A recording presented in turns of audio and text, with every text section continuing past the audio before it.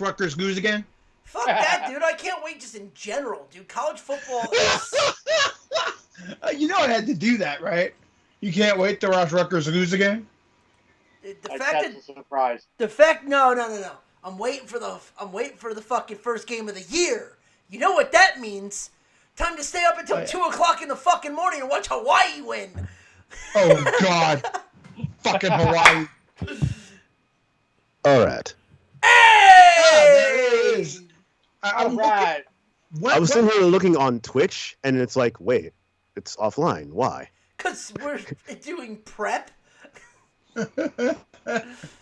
Oh. And we Wait. When is the NHL Stanley Cup on?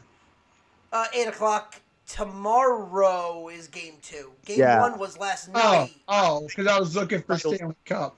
No finals come on until tomorrow. All right, so American Ninja Warrior it is. Dude, game 1, you want to talk about we'll get into this more. You want to talk about a fucking choke job. Oof. Man. They just took the entire shaft and just going. Oh, that's a nice visual. Yeah, that's what I was saying. Ronnie was like, those fights right there. It's like you block one move. You're like, yes, now I can pun. No, I have to go through the 5,000 other combo strings that the guy has. Punish? Thank you, computer. Punish? What's that? What game? No, it's like Mortal Kombat 11. Mortal Wombat. Oh, okay. It's like when a guy misses like that, and you can he misses, you can whiff punish. Right. Okay. Yeah, the only thing is when the computer whiffs, you can't whiff punish because as soon as you try to whiff punish, computer.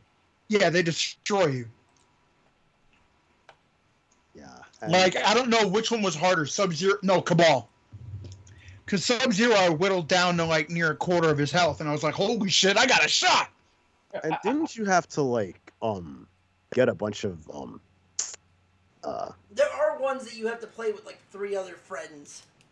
Yeah, those it was like those Towers of Time things remind me of the Faction Wars when it was Faction Boss. Yeah. Yeah, and it was like good luck, fucker.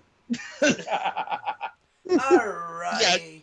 Yeah. Faction Boss was basically somebody going, I'm the greatest MK player in the world. Here you go, Faction Boss. Game 2 is at 8 now.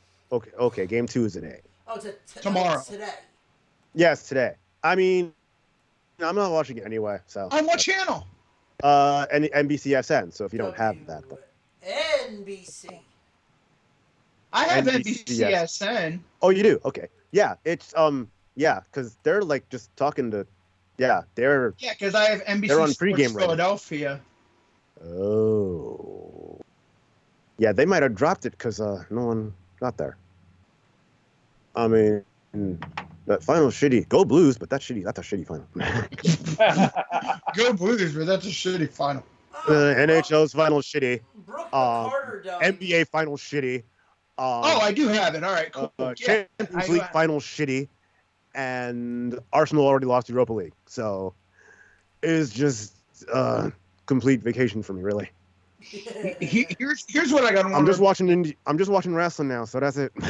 Yeah, here's what I have to wonder about the NBA Finals. Right now, you're double or nothing.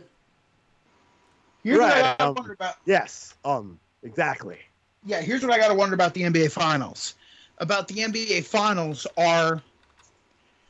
it basically comes down to, can the Golden State Warriors stop Kawhi Leonard? Pretty much. Bruise ribs and all. And you think that because of the pain I went through a couple weeks ago, that I'd be rooting for the Warriors? No, sir. If you want pain, we talk Las Vegas. No. Wait, you're talking Las Vegas? What? It's called a tease, motherfucker. I'm sorry. Las Vegas can go fuck themselves. I'm talking about where you basically on the precipice of the finals, and Kawhi Leonard hits an improbable shot that he misses 999 out of 1,000 times. We've discussed this on the air a fucking 100 times. And the worst already. part about it is whenever they talk about it on SportsCenter or NBA TV or whatever, Kawhi Leonard, they show that shot. Of course. And because of that, I want the Golden State Warriors to three-peat. This is your Yeah, Rutgers. same here. This is Also your because fuck Rutgers. Drake. Shut the fuck up. Fucking Kawhi Leonard. No. He can go to L.A., the Clippers, I mean, because the Lakers are in... nobody wants to go to the Lakers now. Yeah, they're all going to the Clippers. Everyone that everyone thinks is going to the Knicks is going to the Clippers. So No. that's it. No. No. I never thought I would say this. But I can't believe that there's a franchise in more turmoil than the Knicks. Worse than the Jets. No, I'm talking about in the NBA. Because you watched that thing yesterday With the with Lakers. Magic and all that, Yeah. Pelinka. Yeah, It is like a culture of fear, hate, and like backstabbing. And then they're like, yeah, we want players to play with LeBron. People are looking at that going, yeah, right about now? that. Dude, they want to get the Fuck is the stage right now? What is this shit? Okay, I don't know. No, there. I guess in Boston there was some concert before the final or something. They had Lil Nas X playing, and I'm like, yeah. So Oh yeah, that was Monday. That was Tuesday. They had Little Nas X playing Old Town Road. why'd I see it today? Oh, he See, might be. that's how- He might be there That's today. how much attention I was. That's how much attention I was paying after Boston advanced. I was like, all right, I'm not watching the rest of this. Oh, I know. All right. Can we stop with the retarded ass concerts before a hockey game? Didn't the Vegas Knights learn from last year? Fucking Imagine Dragons. Yeah. Oh yeah, we're here. By the We're way, here for Vegas. By the way, And what if happened? you remember, we were live. On air, all three of us were live on air doing a show when that was happening. Yes, that's true.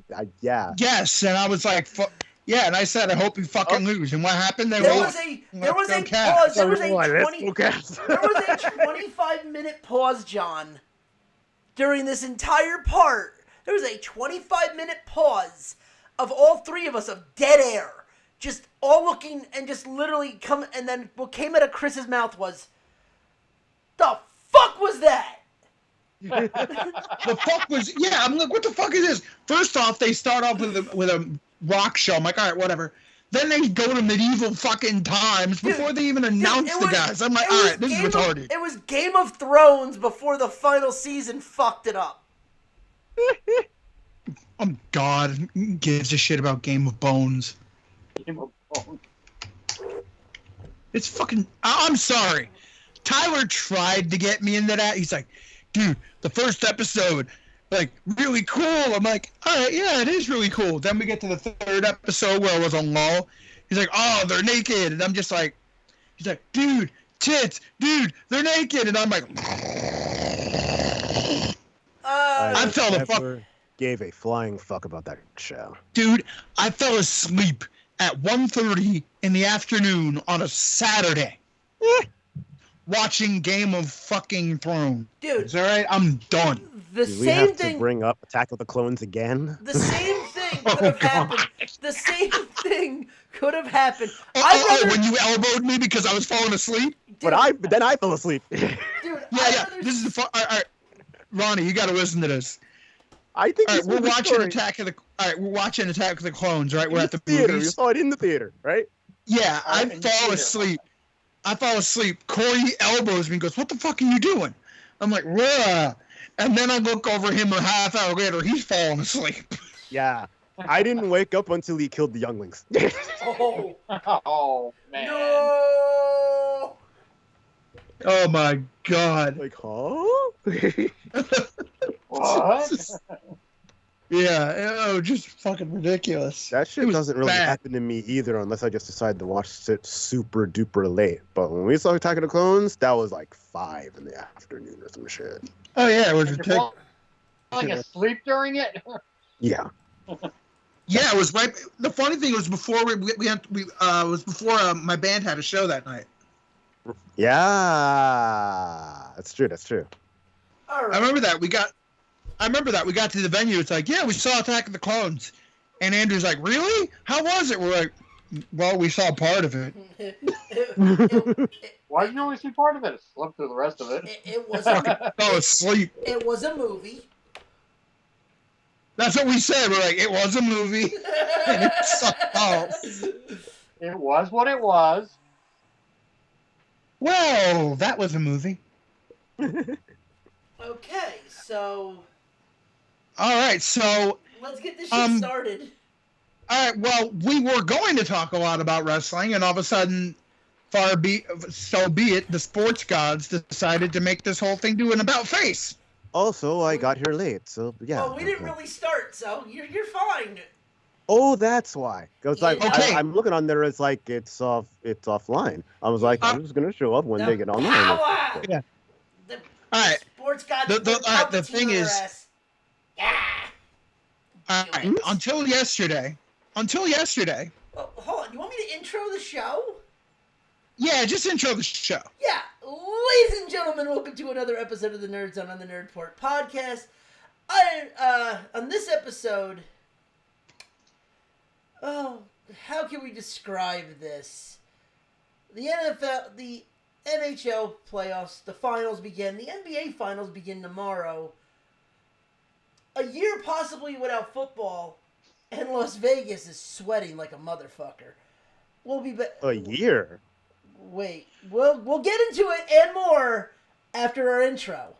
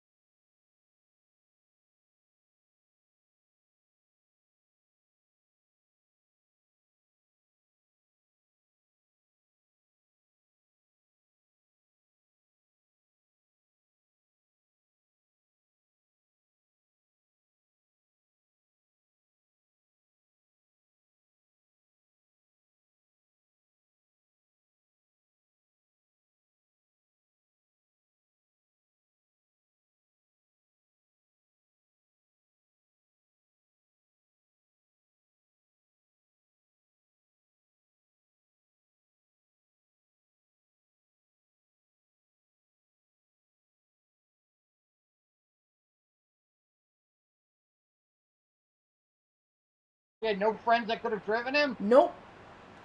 Of course not. Apparently not. It didn't sound like you knew anybody could drive him over there. All right, we have a yoga teacher now on American Ninja Warrior. Yeah, she's gonna fail.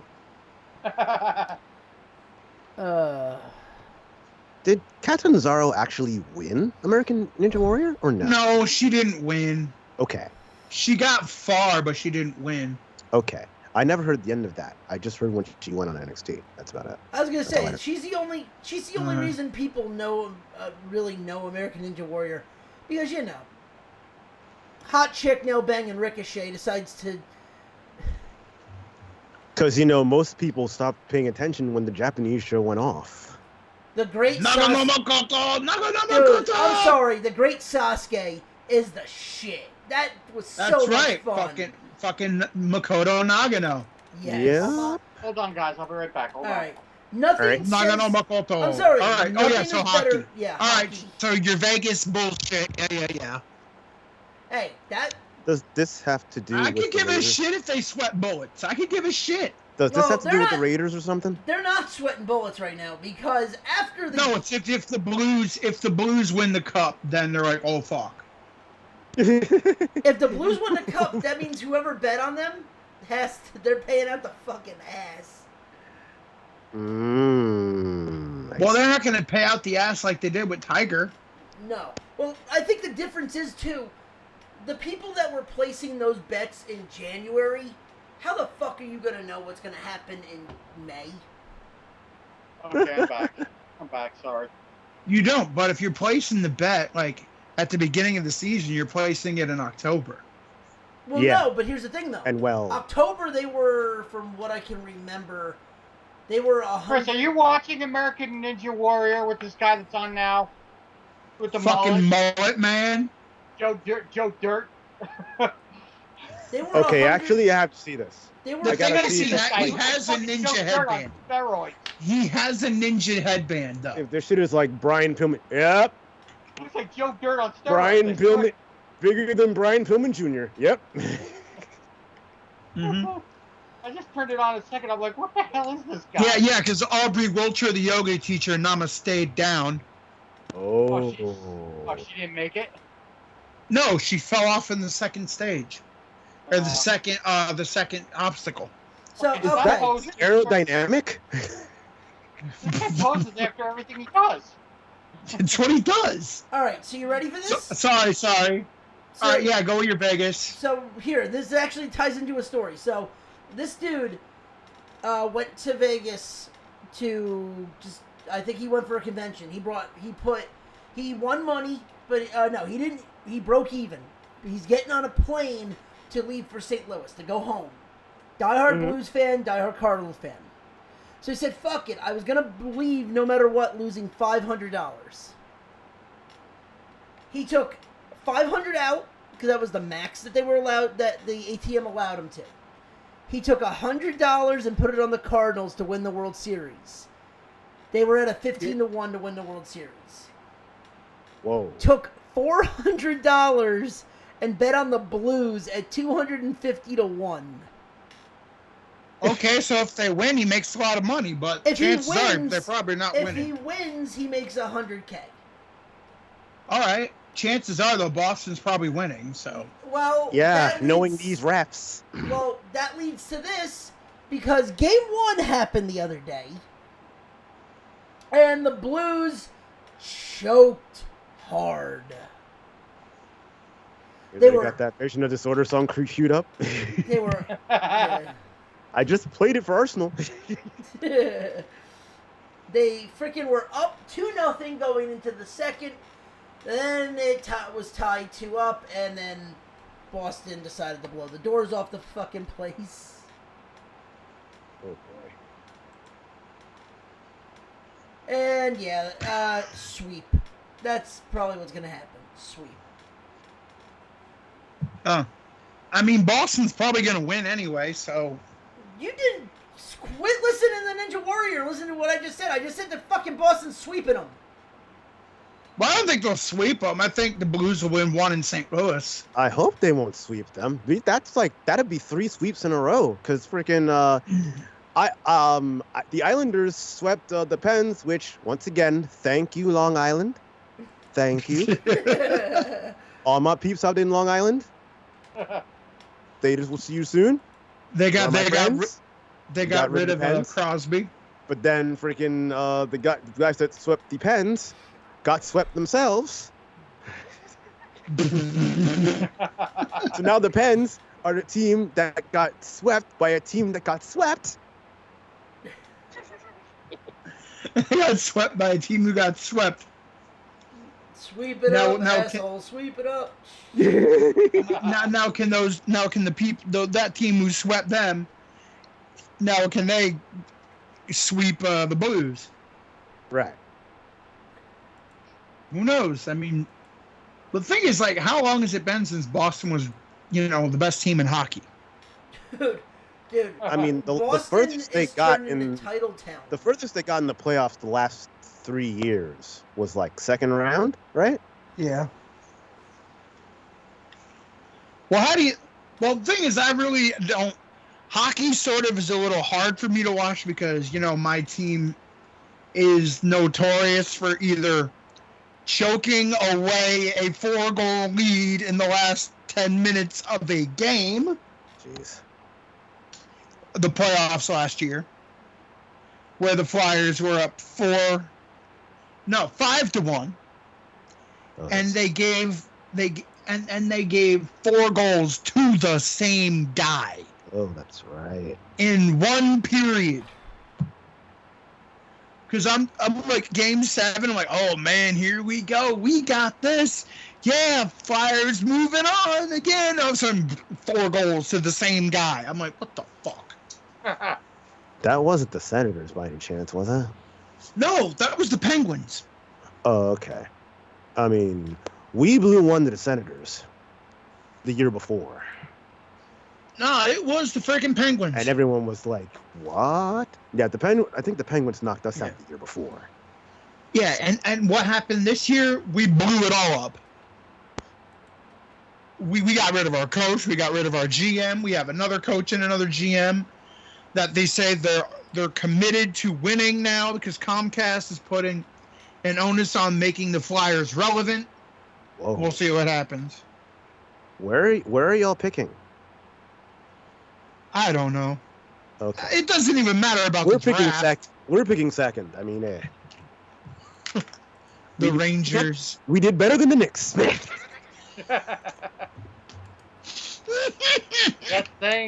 don't know what it's a good thing or a bad thing.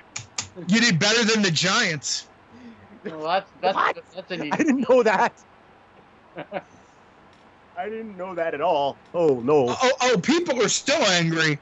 Some of my Giants friends are still angry at me because I decided after like years and years that I finally was going to switch over to the Eagles. Because you haven't been back in how long? Right. I chose to live in Philadelphia. Yes. And I was 3 for 4. Might as well be 4 for 4, right? Yeah. I forget About your time. Yeah. I imagine if you were living in Philadelphia, you would become an Eagles fan too. Possibly. Yeah, so, it happens.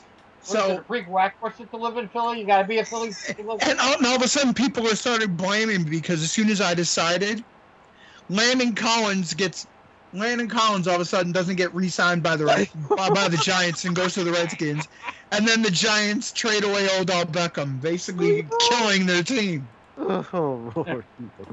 And then the ineptitude continues as they draft Daniel Jones with the 6th overall pick. You mean When Dwayne Haskins was still on the board. You mean Eli Manning too? Josh Allen was still on the board. Yeah, and Daniel Jones is basically just Eli Manning Jr. Eli's doppelganger. They look the same. Doppelganger. They wear the same damn helmet. Are you serious? And they look exactly the same. There's a side-by-side picture, and they go, this is not Photoshop. They really look alike. Yeah. It's like, hey, Peyton, I found our third brother. Yeah. Eli. Oh, speaking Peyton. of And Shimmy, Matty. speaking of OBJ, anyone see his new custom Rolls Royce? Not at No. all. What? No. Oh, I'm gonna see if I can find this and send it to the chat. Where'd he go? He's a Brown. He went to Cleveland Really? with Baker Mayfield. Oh my God, the other one. Oh my God, who's the other receiver, Ronnie? Oh, I his don't know if friend- that guy that used to own Aston Villa owns that team anymore. He might not. It was his friend in LSU. Yeah, I forget it. Shit. What was his name? Yeah, I forget. Name was shit. What was his name? Good name. Sounds like he should be playing for the Jets. Shit. what's Oh, his name? Jarvis Landry. Jarvis Landry. It is a orange. Jarvis Landry. Yes, Landry. It is a orange Rolls Royce Okay. It's orange. with the Odell Beckham the OBJ catch as the centerpiece, as the hood the emblem. Bet you if you strip that paint, there's probably a blue color under it. Dude, the inside. I'm surprised he doesn't have a white and brown racing stripe on it. Nope, but the inside is all like custom and typical. Yeah, Odell. Typical Beckham. Odell. Typical Odell. Yep. Here, Okay. I'm gonna send. Let me see if I can get the image around. Okay. Are we done with hockey here? Yeah, obviously we're talking about Odell Beckham now. Well, I didn't know. Yeah, you want to go into football? Go right ahead. Ew. Well, I wasn't going right into football right away. All right. Well, I was. Well, all right. I was gonna Shit. say how this week made us do an about face, but I guess we might as well go chronological. I don't know. whatever you want to do. All right. All right. This show all right. What happened in the past 2 days basically made this show do an about face. Okay. Because originally we're like, oh, we'll talk AEW and what WWE needs to do next, and I think we're still gonna do that. Yeah. Yeah, because I know that's what I have most to say about probably. Yeah, we were gonna talk that. We were gonna, maybe touch on the finals a little bit.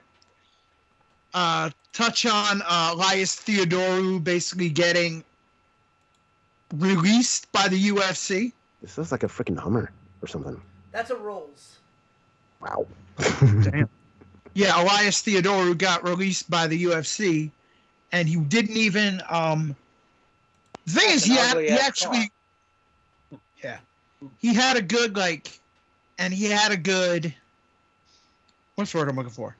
He had a good win-loss record. The problem was he won very boring. Really? Yeah, how can I put it? Most fighters, they get in there like they're either brawlers or they're grapplers. Or their BBJ. Right.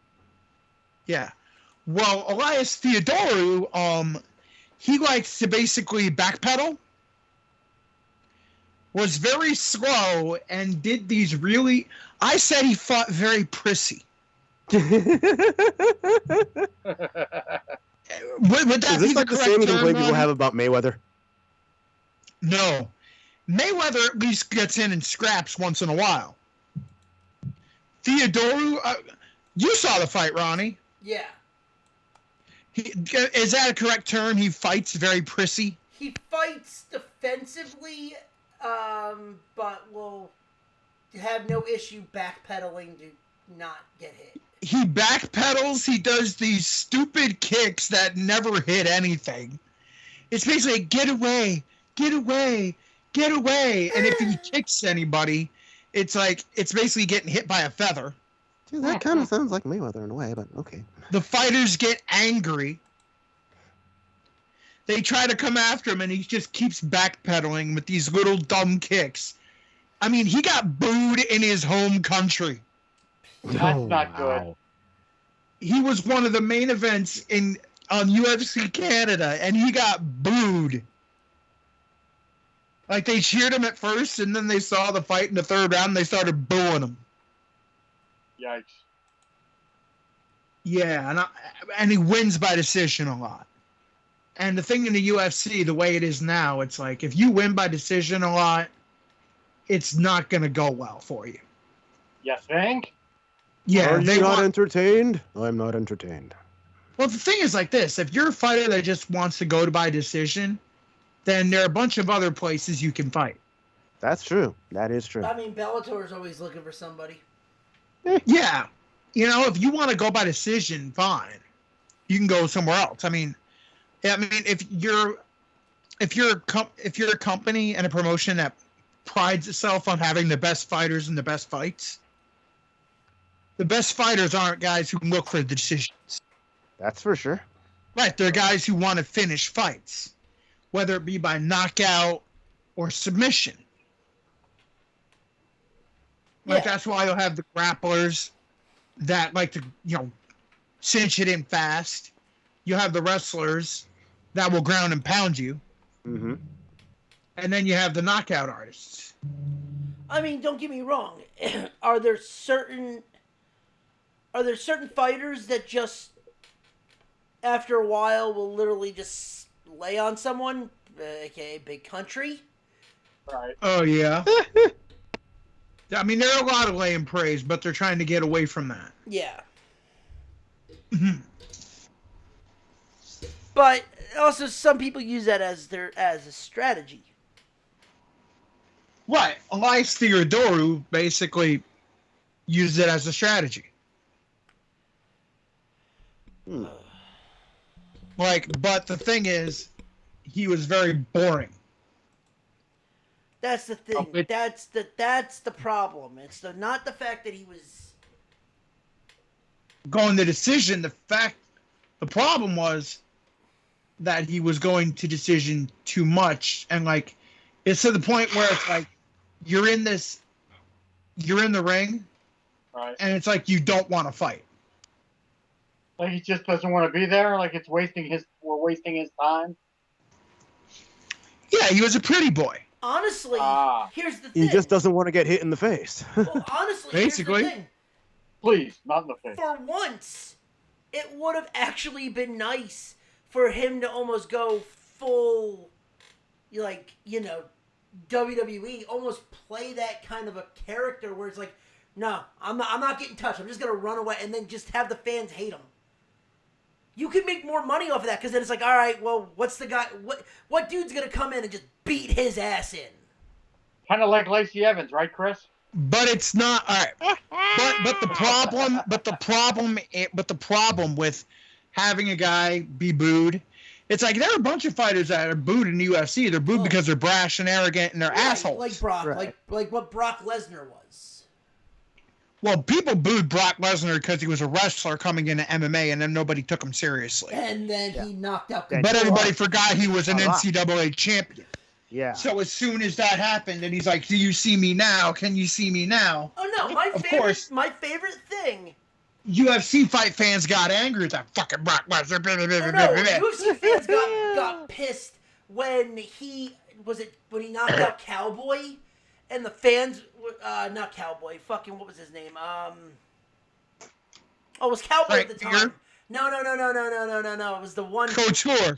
No, it was the one after Couture where he fucking bulldozed the guy and knocked him out. Oh, Crazy Horse. Yeah. And then he literally gets the mic. The fans are booing him. He's fucking loving it. So he just grabs the mic from Joe Rogan. Joe Rogan, and goes, "I'm gonna go home, drink a Bud Light or drink a Coors Light, drink a Coors, and fuck my wife. Oh, fuck off, all of you!" And just drops the mic and walks out. I'm like, yes, because then literally the next fight he got knocked the fuck out. Right. Wait. The next fight he didn't get knocked out.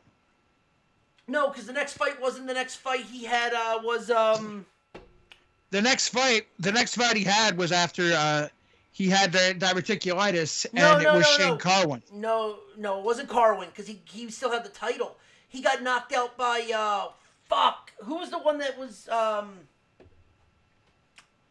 Oh. Well, he shit. only got knocked out by 2 people. He got knocked out by Cain Velasquez for the title. That was it. It was Velasquez. Because then after Crazy Horse, because that was his title defense, he fought Crazy Horse, then Couture, then Velasquez, because he had the title. No. He fought Crazy Horse. He won the title against Mir. Right. It was the next fight. It was when he got knocked out, because then after that, he went away because he had diverticulitis. Wait, he didn't he? I forgot. Did he win the title against Mir or he either won it against Mir or Couture? He won it against Couture. All right, then he beat Carwin by submission. No, he did not. Fight That was one of his Carwin yet. third. That was one of it. What? Yeah, he did. He fought Carwin. No, because he fought went Carwin. Away. He went away. No, because he was the champ when he fought Carwin. I know that because I watched the fight like about a month ago. And I watched the fight. I did watch the fight too because I know where I was. Yeah, but so did I. He fought Carwin. He was still champ. He lost the championship to Velasquez. And that's when he was fighting diverticulitis. But it was leaked that he was fighting diverticulitis training for Carwin. And that's why he was sluggish against Carwin. But then people forgot, oh yeah, he's a wrestler. Yeah, and then he, just went down and then he submitted him. With a great Darsic choke, too. Yeah, and that was when people thought, oh yeah, Brock Lesnar can't take a punch. When Carwin knocked the shit out of him and Brock Lesnar kept coming. But yeah, it was Crazy Horse, where he literally he got on the mic and just, everyone's booing him, he's holding the title up like, yeah, whatever. He wish he just had the fucking beast box with him, Oh, God. But, starts screaming and then literally grabs the microphone. Yeah, I'm gonna go drink a Coors Light and fuck my wife. Bye. Yeah. Well, people were booing him before when he won the title and he was like, can you see me now? Can you see me now? What made it funnier was the fact that Dana White forced him to come on the press conference to apologize. And he just goes, why? I worked in WWE for almost 6 years. It's kind of what we do. Right. He looked at Dan and goes, oh, I'm sorry if I offended anyone. I love Bud Light.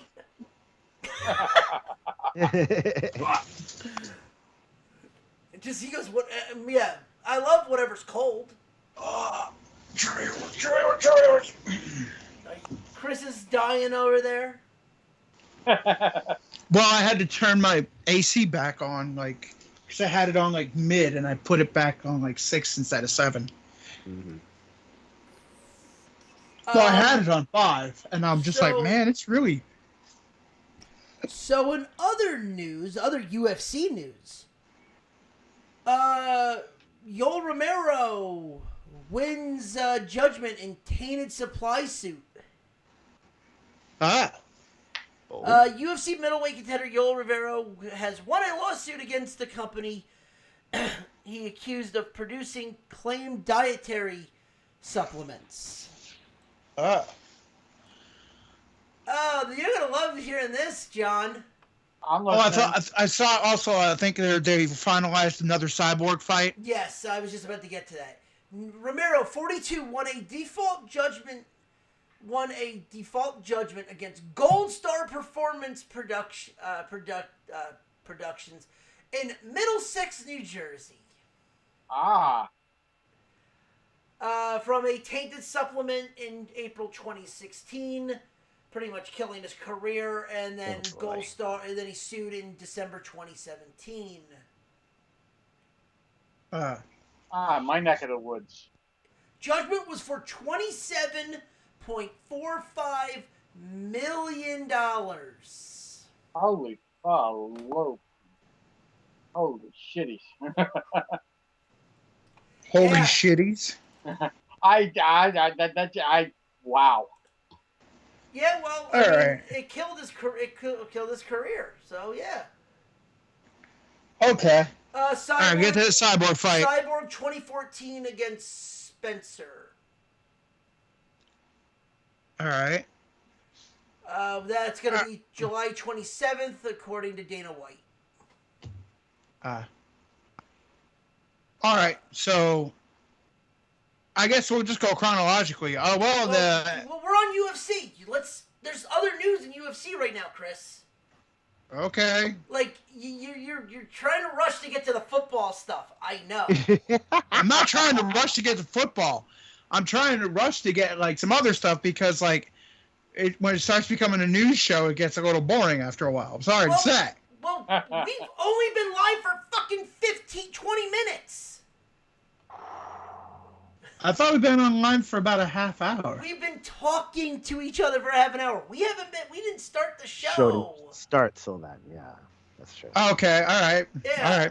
All right. McGregor broke his hand. Yeah, I really could care less because McGregor ain't fighting anytime soon. Other news, you had Uriah Faber? Faber's coming back. Right, I did hear that. July 13th. Oh, God. We're fighting Ricky Simmons. Okay, that'll be a fight I really don't care to see. Uriah Faber needs to just... I can't stand him. I hated him in Strikeforce. I just can't stand him. He sucks. The thing is, like, what's he going to do? Because here's the thing. He can't fight... What's he going to try? To fight in lightweight and get all in that division? Or is he going to fight... Bantam. What? Bantam. Bantamweight? Yeah. Bantamweight. Oh, God. I mean, he'll get destroyed by Cejudo. It's confirmed to ESPN on Tuesday. The wrestler observed... 40 years old. He's 40. Yeesh. 40? 40. He has not fought in the UFC since December of 2016 when UFC was on Fox. What happened to another wrestler that was pushing 40 a couple months ago? He got knocked the fuck out. Yeah. He got knocked the fuck out in 25 seconds. Who's that? Cain Velasquez. Yeah. Everybody's like, Cardio Kane's coming back against Ngannou. And people are like, Cain Velasquez. I'm like, dude, Ngannou's going to knock his ass out. Cain Velasquez. Ngannou's going to knock his ass out. Yeah, all the way up until the bell. Cain Velasquez. What happened? Ngannou knocked his ass out. Where did my money go? Ngannou knocking his ass out. Where did my money go? Ngannou knocking his ass out. And guess what? I took the underdog in that fight and won more money. I took Ngannou by knockout, and it was fine. Well, all right. So we do have a fight to go over because this week is UFC Fight Night. Gustafsson versus Smith. Stockholm. Yeah, it's a nice early start. So you wake up, you see the prelims. I'll be at work until 2:00. Really? You work on weekends? It's mandatory. Mandatory? Oh, that blows. Yeah, whatever. I'll live. All right, I guess I'll get you my bets if I'm going to do them. Friday night. Yep. So we open up with Joel Alvarez versus Danilo Bellaruta. Hold on. I'm looking here. We start the prelims, right? Yes. Joel Alvarez versus Danilo Belluardo. That was close. I like Alvarez. Yeah, same. Alvarez is actually they're both kind of favorites. Alvarez is the Vegas favorite at -125. All right. Darko Stosic versus Devin Clark. Darko. Give me Darko. I'm taking Stosic. Sorry. Yeah. Then we got Bea Malecki versus Duda Santana. Give me Duda Santana. Duda. Nick Hine takes on Frank Camacho. Give me Camacho. Yeah, give me Camacho. Camacho Man. by knockout. Stevie Ray takes on Leonardo Santos. Stevie Ray. No. No. Yes. No. No. Tell me. No. Hulk Hogan, we coming after you, bro. GI bro. G.I. Bro. Well, you weren't kidding when you said this is going off the rails. Oh, yeah. Anyway, I'm gonna take Leonardo Santos. I'm not gonna do Stevie Ray. You know what? Fuck it. The wrestling man fan of me's gonna take Stevie Ray. Harlem Heat. Mold sucker. All right, then we have pushing 40 Tanya Evinger taking on the Elbow Queen Lena Landsberg. A lot of people like Evinger. I don't. Give me Lena Landsberg. It's in her hometown, and she's a dog. I know, because everybody's like, "Oh, Tanya Evinger." All right, if we're talking about this fight back when like Rousey was first starting, when Evinger was in her prime, I would be all about Evinger. Right. But we're not. Therefore, Lena Landsberg.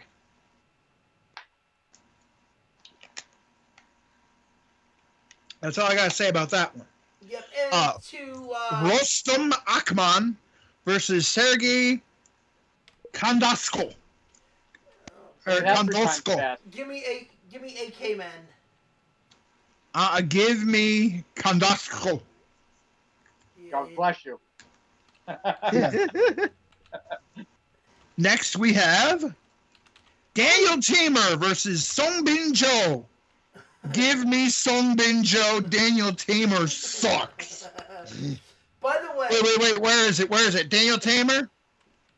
Daniel Teemer? Hashtag, you're dead. There we go. Cassie Cage. Love Cassie Cage. Yeah. Fucking Daniel Teemer. Get out of here. Bing Sing Next- No will win by Bing Ding knockout. Yeah. Next we have Damir Hadzovic versus Christos Giagos. Give me Damir Hadzovic. I bet against him once and I lost badly. Never again. I was like, Hadsovic's not that good. Yeah, and he knocks the guy out in a minute flat. Jeez. We had a bad experience with this motherfucker. I'm going against him. Next we have Makwan Amirkhani versus Chris Fishgold. Give me Mr. Finland, Makwan Amirkhani. I liked Fishgold in Britain, not in this fight. Yep, I agree.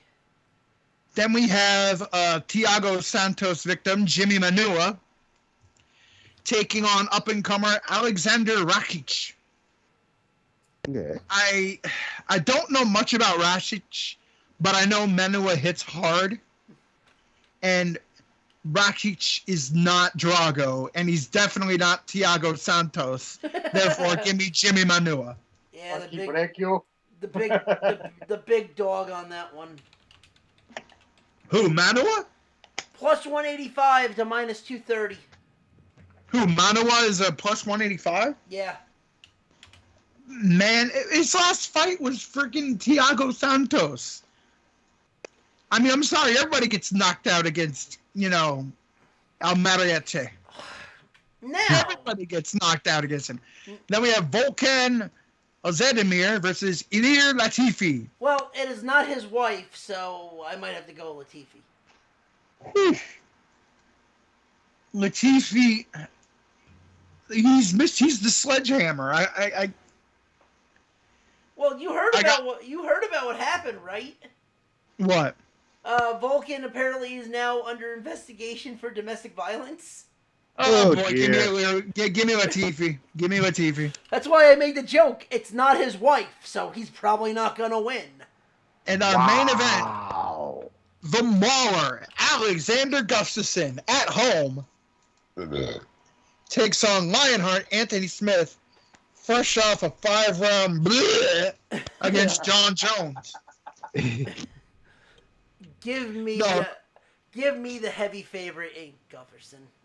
I mean, I like Gustafsson, but you don't know about Smith, because if Smith comes out a house of fire, he could take out Gustafsson and get back to taking on Jones. But if he comes out like he did against Jones, Gustafsson's going to put his ass away in like 2 rounds. But Gustafsson is a very fun fighter to watch. I mean, he probably has a better chance against him than Jones, because Jones has the flashing Tyrannoball or whatever. Yeah, but I think Smith. I mean, Gustafsson and Smith both went the distance against Jones. So there's that. Smith is younger. Wait, no, he's not younger. Sorry, Smith is a little worn out. Let me see here. No, Smith is younger. He's 30. He's only 30. Gustafsson has reach. That could be a little bit of a problem.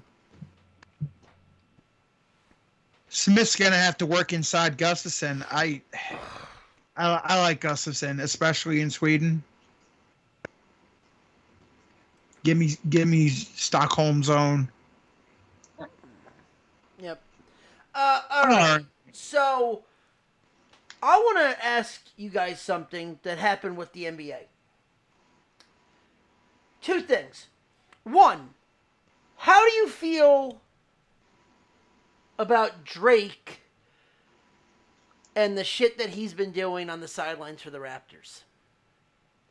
Fuck Drake in every situation. He's an idiotic fan. Fuck Drake in every situation. Well, do you know what way. actually has been happening? He's acting Basically, like he's an being idiot, a troll, basically. right? Well, He trolls people. He screams when they're during the foul shot. Like, that does not bother me. He wants to scream during the foul shot. He wants to start chants. Wants to do all that fun stuff.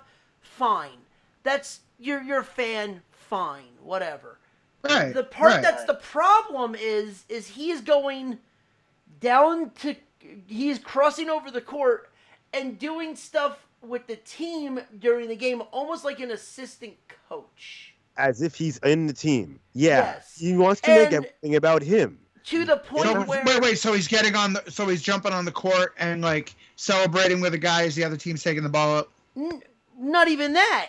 Dude, he's jumping on the court where the coach is fucking flipping out. He's giving the coach a fucking back rub on the sideline, on the fucking sideline. They have people for that. All right, there's being a fan. And now the thing is, if he's a guest of the Raptors, I get it. He apparently thinks he's a guest of the Raptors. Well, no, he's apparently their liaison. What? Their liaison? LeBron's dick for 2 years, and then the Raptors got good.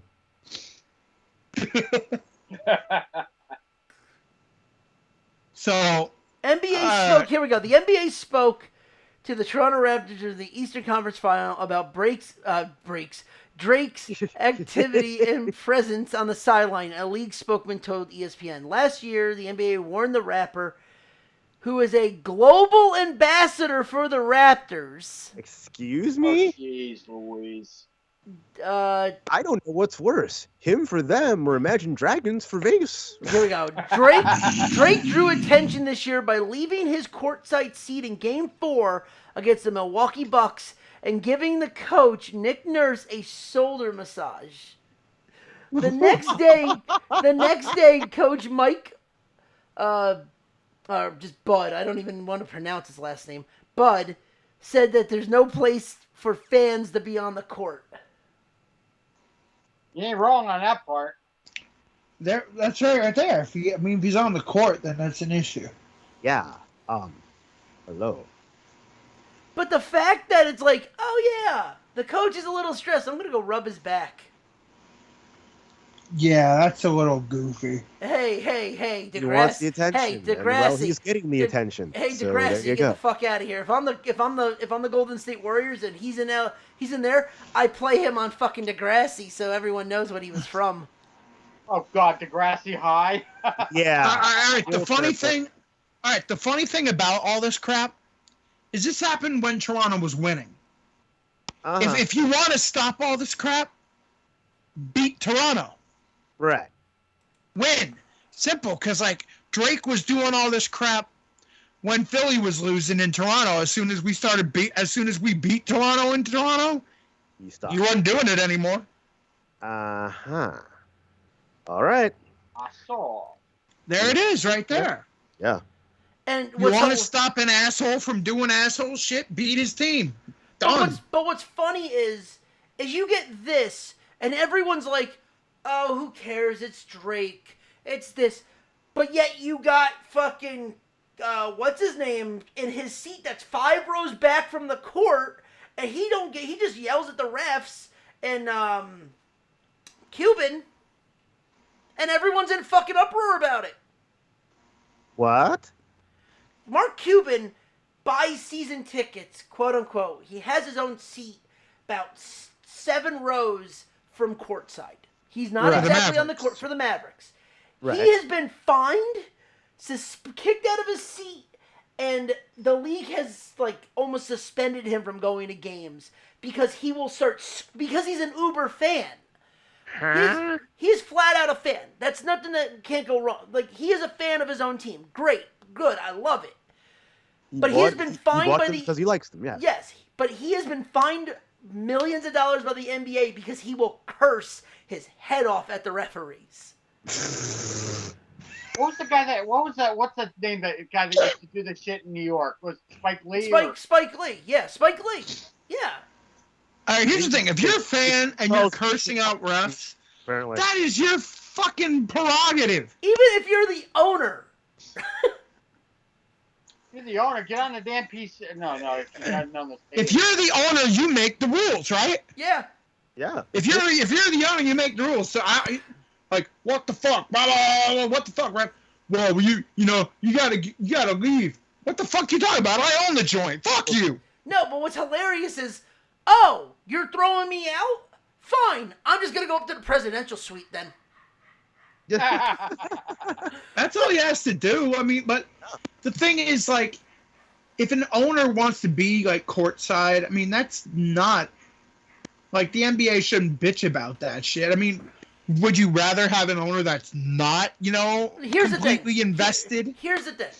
With Cuban, and this is Cuban, Dolan has courtside seats. This is any owner that owns the team that wants courtside seats. Do they get on the court during the game? If it's yes, then you have a problem. If it's no, who gives a fuck? Mm-hmm. Here's the thing. If you're 5 rows back and you're just shouting at refs But I and stuff love like that. I love that. Cuban is, he's still in the $1 million seats, but he's still in the slum of people. He's still a guy. Right. That's Right. true. That's what I love about The it. thing is like this. He's a dude. He's just literally sitting there having fun. If you're a ref and you're bitching about that, then maybe you should be paying attention to the game. Yeah. But That you're officiating where you shouldn't have to worry about that. Because, all right, in Philadelphia, fans bitch at the refs all the time, and they scream at the refs at Eagles games. They scream at the refs at Sixers games. And you know what the refs do? They fucking take it. yeah. I mean, Yeah. I know I'm going to make kind of fun of myself on this one. Chris, you've seen me at Rutgers games. Mm-hmm. How often do I get at the refs and I'm 3rd row from the fucking court? Well, first off, the refs have to expect to be booed no matter what they do because they have to call the game impartially. Right. Yep. Which means sometimes you have to call against the home team. Now, don't get me which wrong. means the home fans boo you. See, the one thing I hate, and even being a home fan, is when you know that is a legit good call and the fans still get on the refs. It's like, No, you gotta think logically. If, like, say in football, if a guy's getting beat and he fucking tackles him and they call pass interference, yeah, that's a good call. Because, the thing is, there are a lot of fans that think they know the game better than they actually do. Yeah. Like, literally, I can watch a thing. Oh, flag's there. All right, that's holding. Back him up. All right, good. Let's go. Keep going. Let's get the game going. Come on, let's move. Yeah. There are times I'll be like, oh, okay, that was holding. It was holding. But then somebody's like, holding? What are you talking about? They're just screwing us. It's like, no, he held him. And then there's shit like me seeing roughing the snapper. What the fuck is roughing the snapper? Yeah, there's some goofy shit like that. And then but the thing is, there are fans that if your receiver doesn't catch the ball, they want a pass interference flag right away, even though the ball was defended fine. Right. Even though the play was bad, it's fine. And then you'll even look at it, and me and you have been back and forth in this, where you're kind of just looking at it and being like, all right, yeah, that might have been pass interference, but it's a judgment call. So it's like, whatever. Yeah, same as like in basketball. Like as soon as a guy like makes a contested shot, or guy, misses a contested shot, all of a sudden like, foul! He was fouled! You're like, no, he wasn't. He was contested. There's a difference between a contested foul and a fucking hack. Yes. All right, now there are certain refs that are blind as fucking bats and should not be reffing. And then there are good refs that make good calls. And the thing is, where a referee is going to get booed at home is either because he made a horrible, horrible call, or your team is fucking up. And the ref has to be, well, sorry, unfortunately, I have to make these calls. And that is a ref being impartial. Not a ref being a dick. No. And that's rough. I when you see all these fans being like, oh, I'm going to give these death threats to refs. It's like, shut the fuck up. If you were put in that position, you wouldn't know what to do. Well, the dumbest thing I ever heard of before in my life was a Raiders fan was like, man, the refs just had it out for us. I'm like, have you watched your team play? Have you watched your team play at all? I mean, yeah, the refs just had it out for us. That wasn't face mask, and they replay, and the guy, like, holds the guy by his face mask. Like, he grabs him by his face mask. That wasn't holding. No, it wasn't holding. It was actually face mask. You're lucky it was holding. You're lucky the refs just threw a flag. I mean, you watch Raider games where the refs even look, and they're just, like, looking at the ground like, you got to be kidding me. Flag. Flag. It's like holding on the offense, and people boo. And like, even, they're like, there was one time, I love it, where like, because usually they're holding offense, 5 yards first down, right? And the crowd booed. Usually they turn the mic off. And they could say, and then they'll say whatever they're supposed to say. I remember this. Yeah, and the guy's like, holding offense, and they boo. He's like, if you're gonna, and finally he's just like, maybe you should boo him because he keeps holding. Maybe you should boo him. You should be booing yourself. He's holding offense. Maybe you should boo him because he keeps holding. Look at the replay. Anyway, 5 yards. Still, first down. I love when refs go off script, like personal foul on the everybody but, or no, false start, everybody but the center. Oh God, it was ridiculous. And the funny thing is the color guys start laughing, and the color guy's like, he's not wrong. There we see the blatant hold. But like, and it's like, oh yeah, he was on the ground giving him the business. There was another one I remember, face mask. It was like face mask on the defense, and they booed, and he basically like he should have tried to hide it better. Face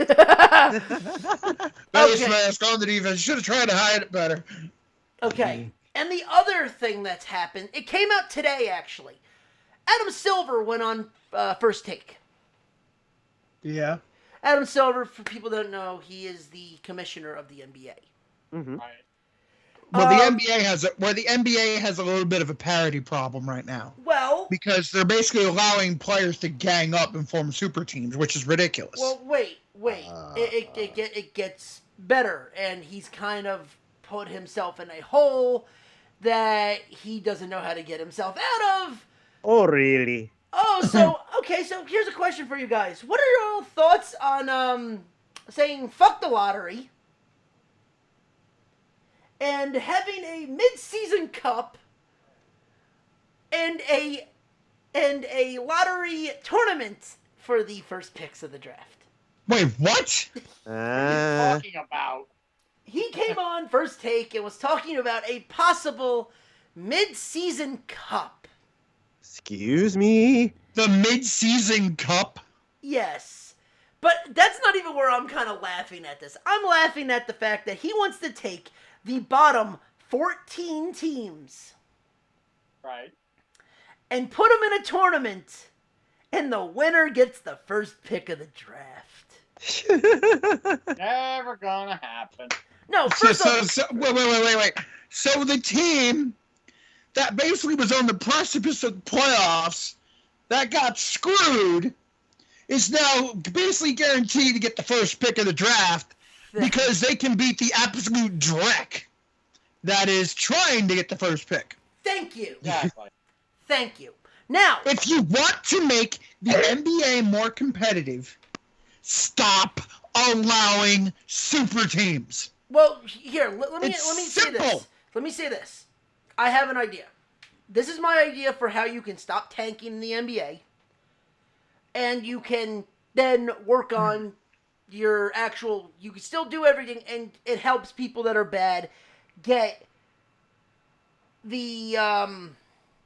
get the first pick of the draft, and it helps everybody out. But at the same time, it doesn't hurt somebody. Right. So NASCAR, and I hate to actually say NASCAR got this fucking right. Mhm. You Wait, s- okay. All right. Here's my thing about tanking. Can you let me fucking... What? Yeah, go All ahead. right, go ahead. You Tyler. cut the seasons in the quarters. And you give percentage points to each team for the lottery. So if you're the last team, you get the most percentage. So like if you're the last team, you get like a 3%. Right. And then it goes up to like past 14 where you pretty much get like barely anything. And then at the end of the year, if you were the worst team, period, of all, you end up with at least 15%. 15% That's or what more. they do. No, but you don't go by where they finish. Like you get what I mean? Like a team could have a run and they're losing certain things, but you're also preventing teams from tanking because you're almost cutting it in half. Like NASCAR does it where, you've watched it, Chris. I'm not sure if Lance or John, if you know what I'm talking about, where it's stages and you get points for each stage. You don't have to win Yeah, the race, but but you can still make the playoffs. All right, so if you're the suckiest team in the first stage now, you'd get a higher probability Of getting win there. the lottery. But at the same time, going down to say if you get a streak, I mean, it's something that it's still not going to prevent tanking, probably, but No, at it least- won't. It'll actually endorse it. It'll make it even more prevalent than it is now. I think the Well, Knicks the were thing the is one team this. where they were just bad. Like it's like All right, yeah. here's my issue that people have about tanking, and I don't get it. And yes, I trusted the process. I rode through 5 years of bad basketball. Try 20. Ah, All right, here's the thing. Why?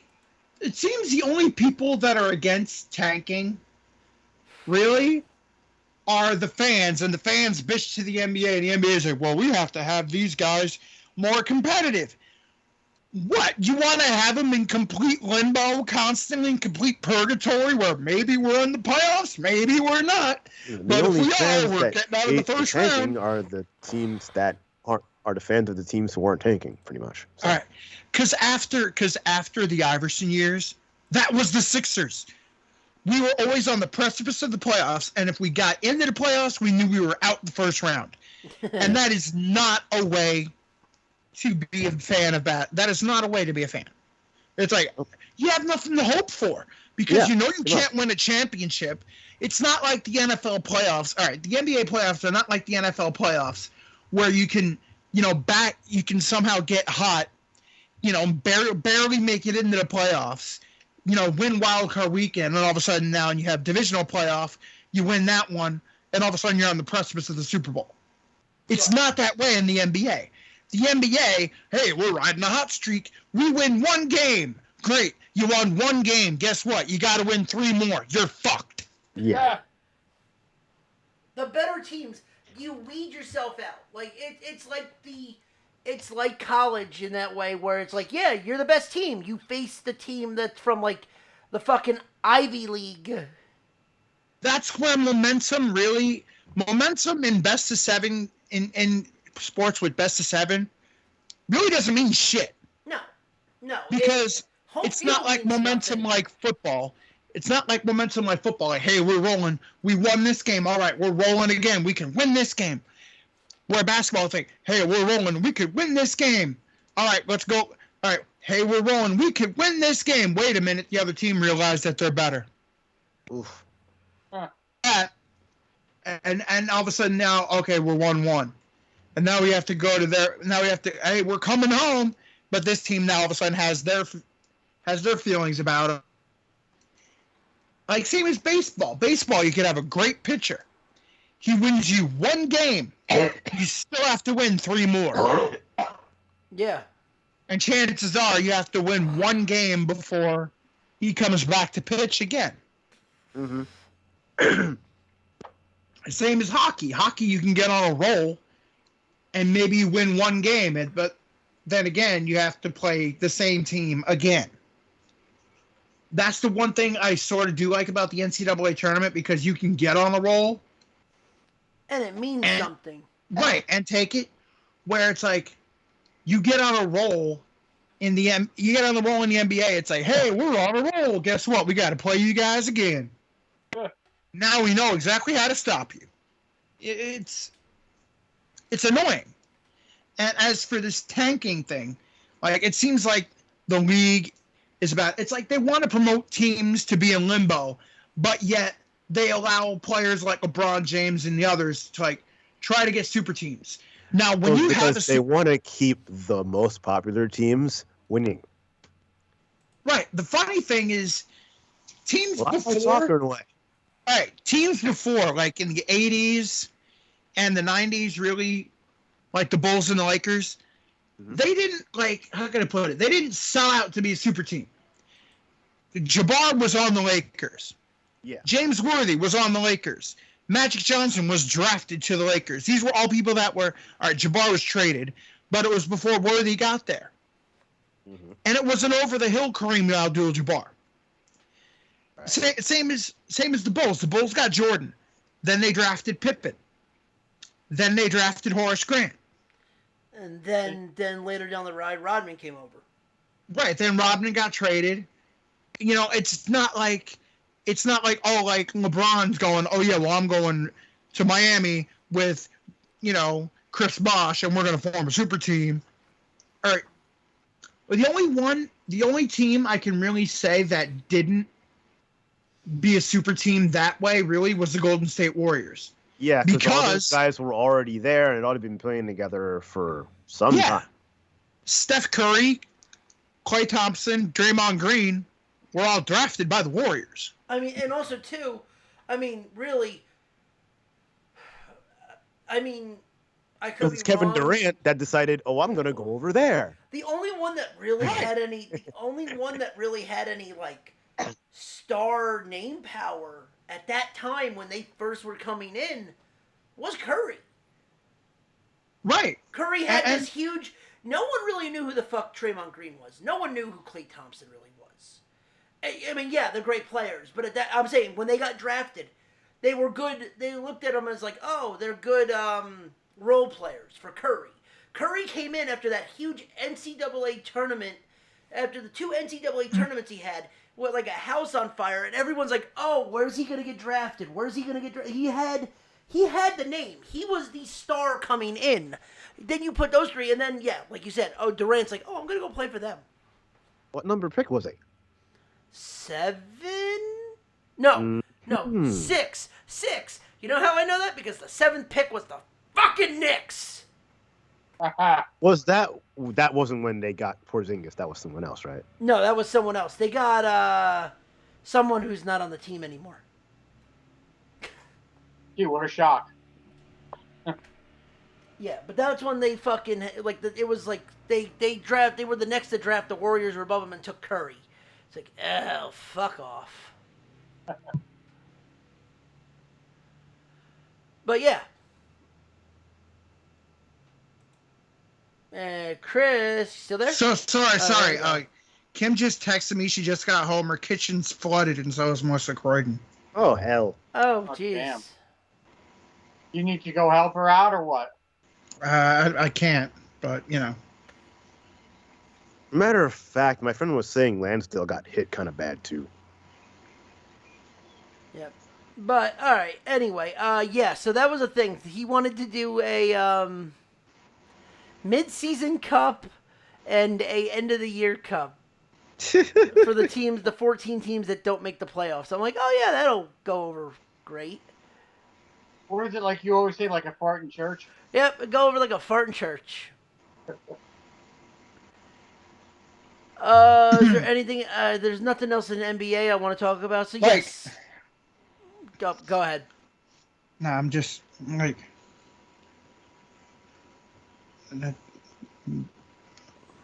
I can't believe that. She's like, her whole kitchen's flooded. Sorry. Chris, if you need to go help her, we can handle it. I mean, if she needs you. Yeah, man. No, I asked. Because I know. She said, Dude, you shouldn't have to just ask. You just do it. Yeah. Trust me, with her right now, I have to ask stuff. So yeah. But I think if you showed up, it would be an amazing gesture on your part. But that's just me. Yeah.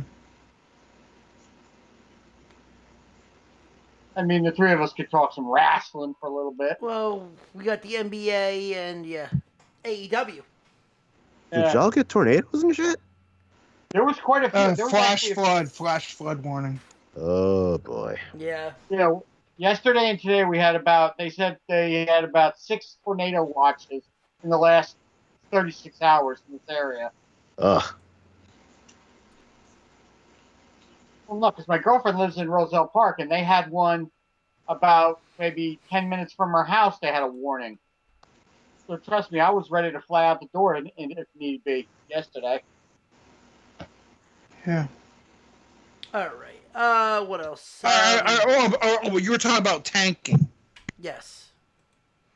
All right. First off, Adam Silver and his anti-tanking thing. Fuck Adam Silver for that reason right there. No. Philadelphia fans hate Adam Silver. Mm-hmm. Because we were tanking and we were getting draft picks. We were actually trying to stock, our bench and stuff like that, so we could be a team. Right. And then we could attract one superstar. Yeah. You were trying to build. Right. And all of a sudden, Adam Silver, people like, some people, old school basketball, my day, blah, blah, blah, blah, blah, didn't understand what the fuck we're doing. No, that's what it was. And then, we were a joke and a punchline. So all of a sudden, Adam Silver goes, no, we can't have this. And they kick Sam Hinkie out, and they get Jerry Colangelo, who puts his fucking idiot kid, Brian Colangelo, in charge of him. And the first thing this motherfucker does, takes all our draft capital and all our stuff that's tied into young players, trades them away for shitty-ass vets. And all of a sudden, we're worse than we were before. The only thing, like, he trades away, what was it? He made the deal for Markelle Fultz. Okay. Wow. Yeah, that's Elton Brand. That never happens. If that's Sam Hinkie, that never happens. Because everybody knew, like, this kid's a little, Colangelo didn't care. And anybody was going, oh, Colangelo is our savior. Fuck him. if the reason the process fails, it's because of Jerry Colangelo and Adam Silver. And Adam Silver is hoping to God we never get into the finals. Oh, he loves it when Ben Simmons, when people say shit about Ben Simmons. Wow. It's definitely so, not know all that shit. Wow. Because they kicked Sam Hinkie out.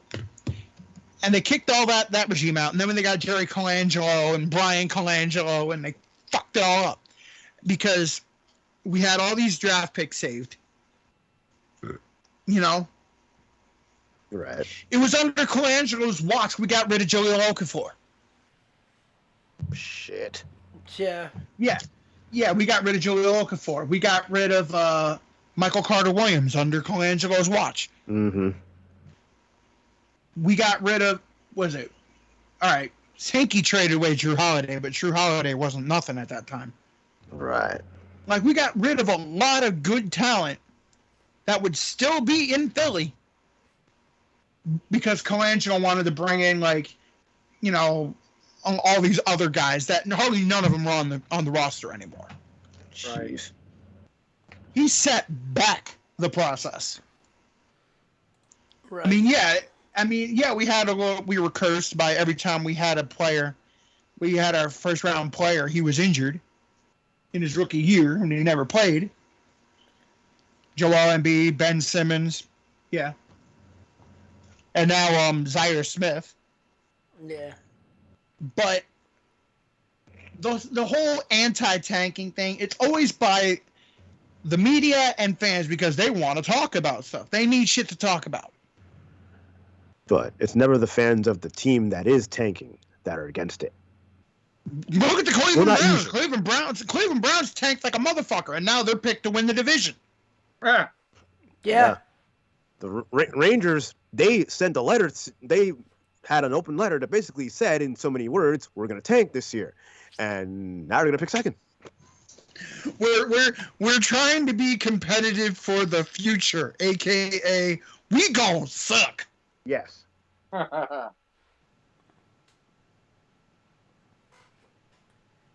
So in other news, you had we lost two great players in baseball and football. Yeah. Football, we lost the great Bart Starr. Yeah. And in baseball, boy, did the New York media ever fucking turn about face for this guy. Ripping into this guy for centuries, Bill Buckner. Then all of a sudden passes away. Oh, he was a great player. He was this. It's like, oh my God, really? You're going to, shut the fuck up. Of course. Yeah, well, you know what? He's going to be forever in New York lore for as long as there's baseball in the Mets. He's always going to be remembered because of missing that damn ball. When in retrospect, and everyone keeps saying it now, he shouldn't have been out there. No, he had, if memory serves, he was dealing with an ankle injury and he was still coming off of that, and he shouldn't have been playing. There should have been a better defensive person in there, but they kept him in there.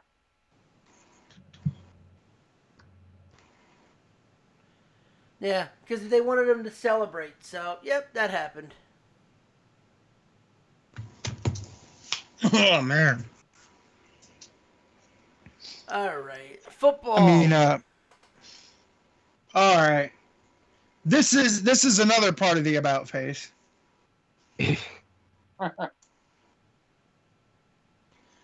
So, all right. Sorry, I'm just. All right. So, report came out, I think it was yesterday, that the president of the NFLPA basically put a memo to all the players saying, do not spend your money. Do not spend a lot of your money and all that in the future. Because the CBA is up in 2021, and right now, where the players and the owners are is like completely different spots. And they're already talking about there's possibly going to be a work stoppage in 2021. Are we talking like the baseball strike in '94 type of thing? Yeah. That's bad. We're talking like the strike in the 80s, where the owners tried to get scabs. Oh, I remember that. Yeah. We're talking bad work stoppage because right now, because if you look at it right now, the NBA players have max contracts. Major League Baseball players have guaranteed contracts for a ridiculous amount. Here's the funny thing. This shocked me. Out of the 4 major sports, being baseball, basketball, hockey, football, right?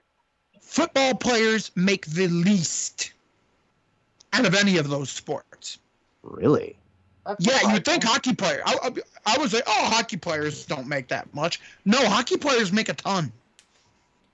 No, I still think the biggest sport. I think baseball Well, players. you know make the why? most. You know why though? I think also with hockey, if you look at it, hockey has a lot more longevity. Yeah. Hockey players Well- last a lot longer than anybody else when it comes to their sport. Maybe next to baseball. Yeah, baseball. It's got to be hockey than baseball. I would think baseball would be more over hockey, but not by much apparently. And like, yeah, sorry. I mean, hockey, like, I guess the reason why people think, oh, football's only, like 17 games, no big deal. But they don't think that football players, football players right now are in the most dangerous game. Oh yeah. Hockey sorry. included. I'm sorry, if you're running down the thing and a 300-pound linebacker is going to land on your back, that ain't going to feel too good. No, it's not. And so they're looking at that like, wait a minute, we're getting this, and the owner's like, well, we can't really, guaranteed money. Nah, I don't know about that. Like, they're trying to weasel ways out of it. And now also you have the CTE the CTE issues, Yeah. a lot of other things. Like, the players and the owners are way away. Like, they both have hills to die on, so it's like, yeah, they're basically talking right now like we see a work stoppage in 2021. So if that happens, people are, oh my god, a year without football. It's like, and they're people were asking like, will fans come back? I'm like, yeah, fans will come back, but it really won't be a year without football, because as long as college football exists, there will be football. And what they'll probably do, if that even happens with the work stoppage, they'll probably spread certain college games to Sundays. And here's the bad thing, though. Here's the thing, that what these players, what the players do not understand, they're saying, oh, don't spend your money. Yeah, how many of the, like, all right, so Golik and Winger today literally did the math on how many players are going to still really be in the NFL between CBAs.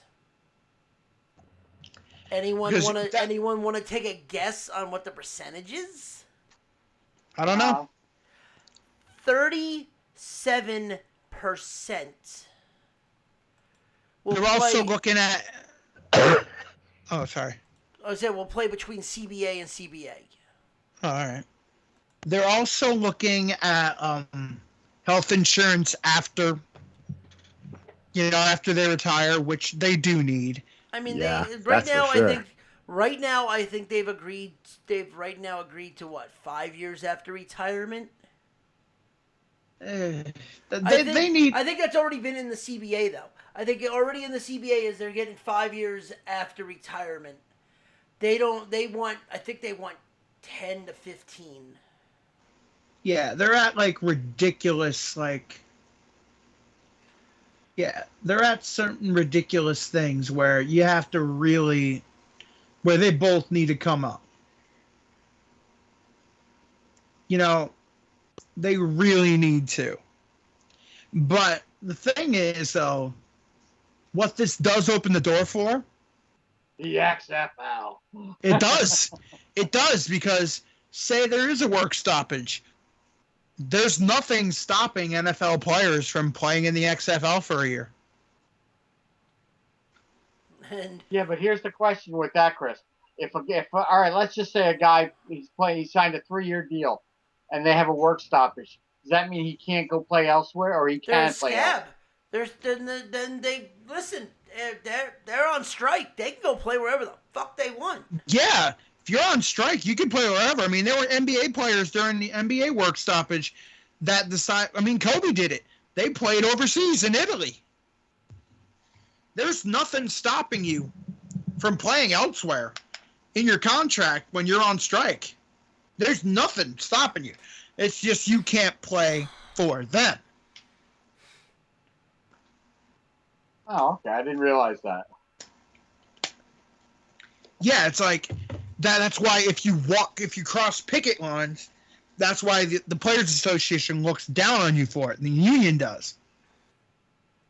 But if you're on strike, I might as well play in Italy. Go right ahead. Yeah, You're not making. go from one circus to another circus. Go from the Yeah, you're NFL not circus to making the money. Go to the NFL circus to the XFL circus. Yeah, I mean, the XFL could do that. They could, but Right you don't know. Right now, the worst thing the NFL could do is have this work stoppage go long enough that they can all of a sudden have these guys go play the XFL. That'd be the worst thing for the NFL. NFL, what that's that what would I'm saying. do. Vince would be doing Vince, if that happened, Vince be doing fucking backflips.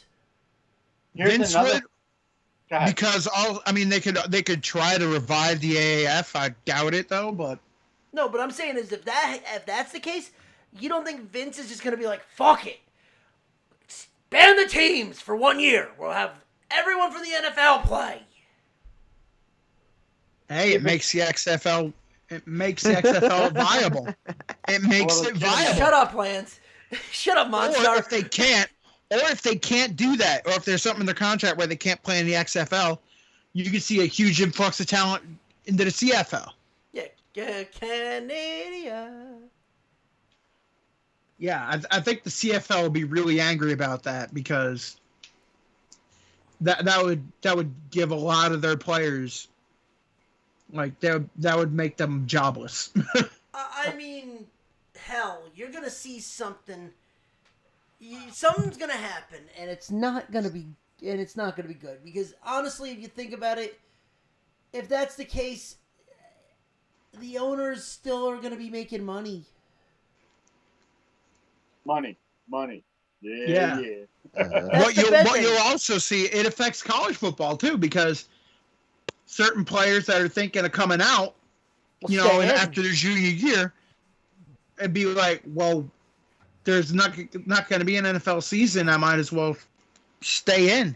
By my senior year too. Stay a senior year, and then hey Vince, I'm coming to you. Yeah, no, because if there's a work stoppage, that means they also put the draft on hold. Yeah. Yeah. True. I mean, the only reason they didn't do it in the strike season, because the strike didn't happen until mid-season, Right. if you remember. Vaguely, but yeah. Yeah, and what was it, in 2011 when there was going to be a little bit of a strike for a month? Remember they had the draft, they had OTAs, and then there was a strike right in the middle.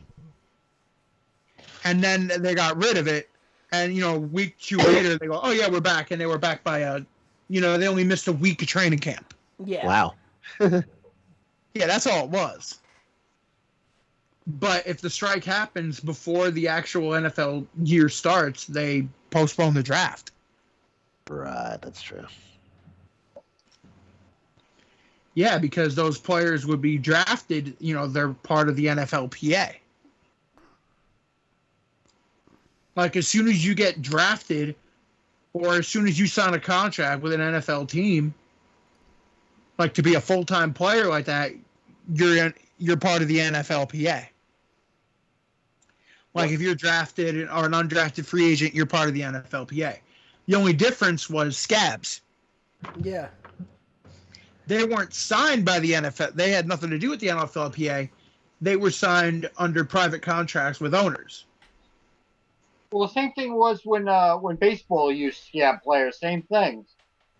Oh, the ringers? Yeah, they weren't. Yeah, they weren't signed. You know, they weren't part of the MLBPA. You couldn't get like their merchandise or whatever because their merchandise deal also goes with the MLBPA. Right. The same as the NFLPA. In other words, you know, you can't get Joe Blow like, you know, his jersey. You can't get it. Because It won't technically happen. he doesn't have the right to put his name on a jersey and sell it because he's not part of it. Right. You're right. You're not a player. Like you're not part of the NFLPA. You're basically property of that team. Not that would be like where like all the like crazy Republicans get it. Like, how dare you? You know, your boss and da da da da da. You know what I mean? Right. You're basically like a independent contractor. Right. Well, that's the NFLPA. That's the NFLPA. When you are a scab player, now you can say. Now people can be like, well, if you kneel during the national anthem, you should be fired. And if the owner decrees it, he can. Right. Because you're no longer protected by the NFLPA. Because the NFLPA is on strike. Yep. Right. You are an independent contractor. Right. You are not. You are basically property of that team. And if that team decrees that you're no longer their property, they get rid of you. Right.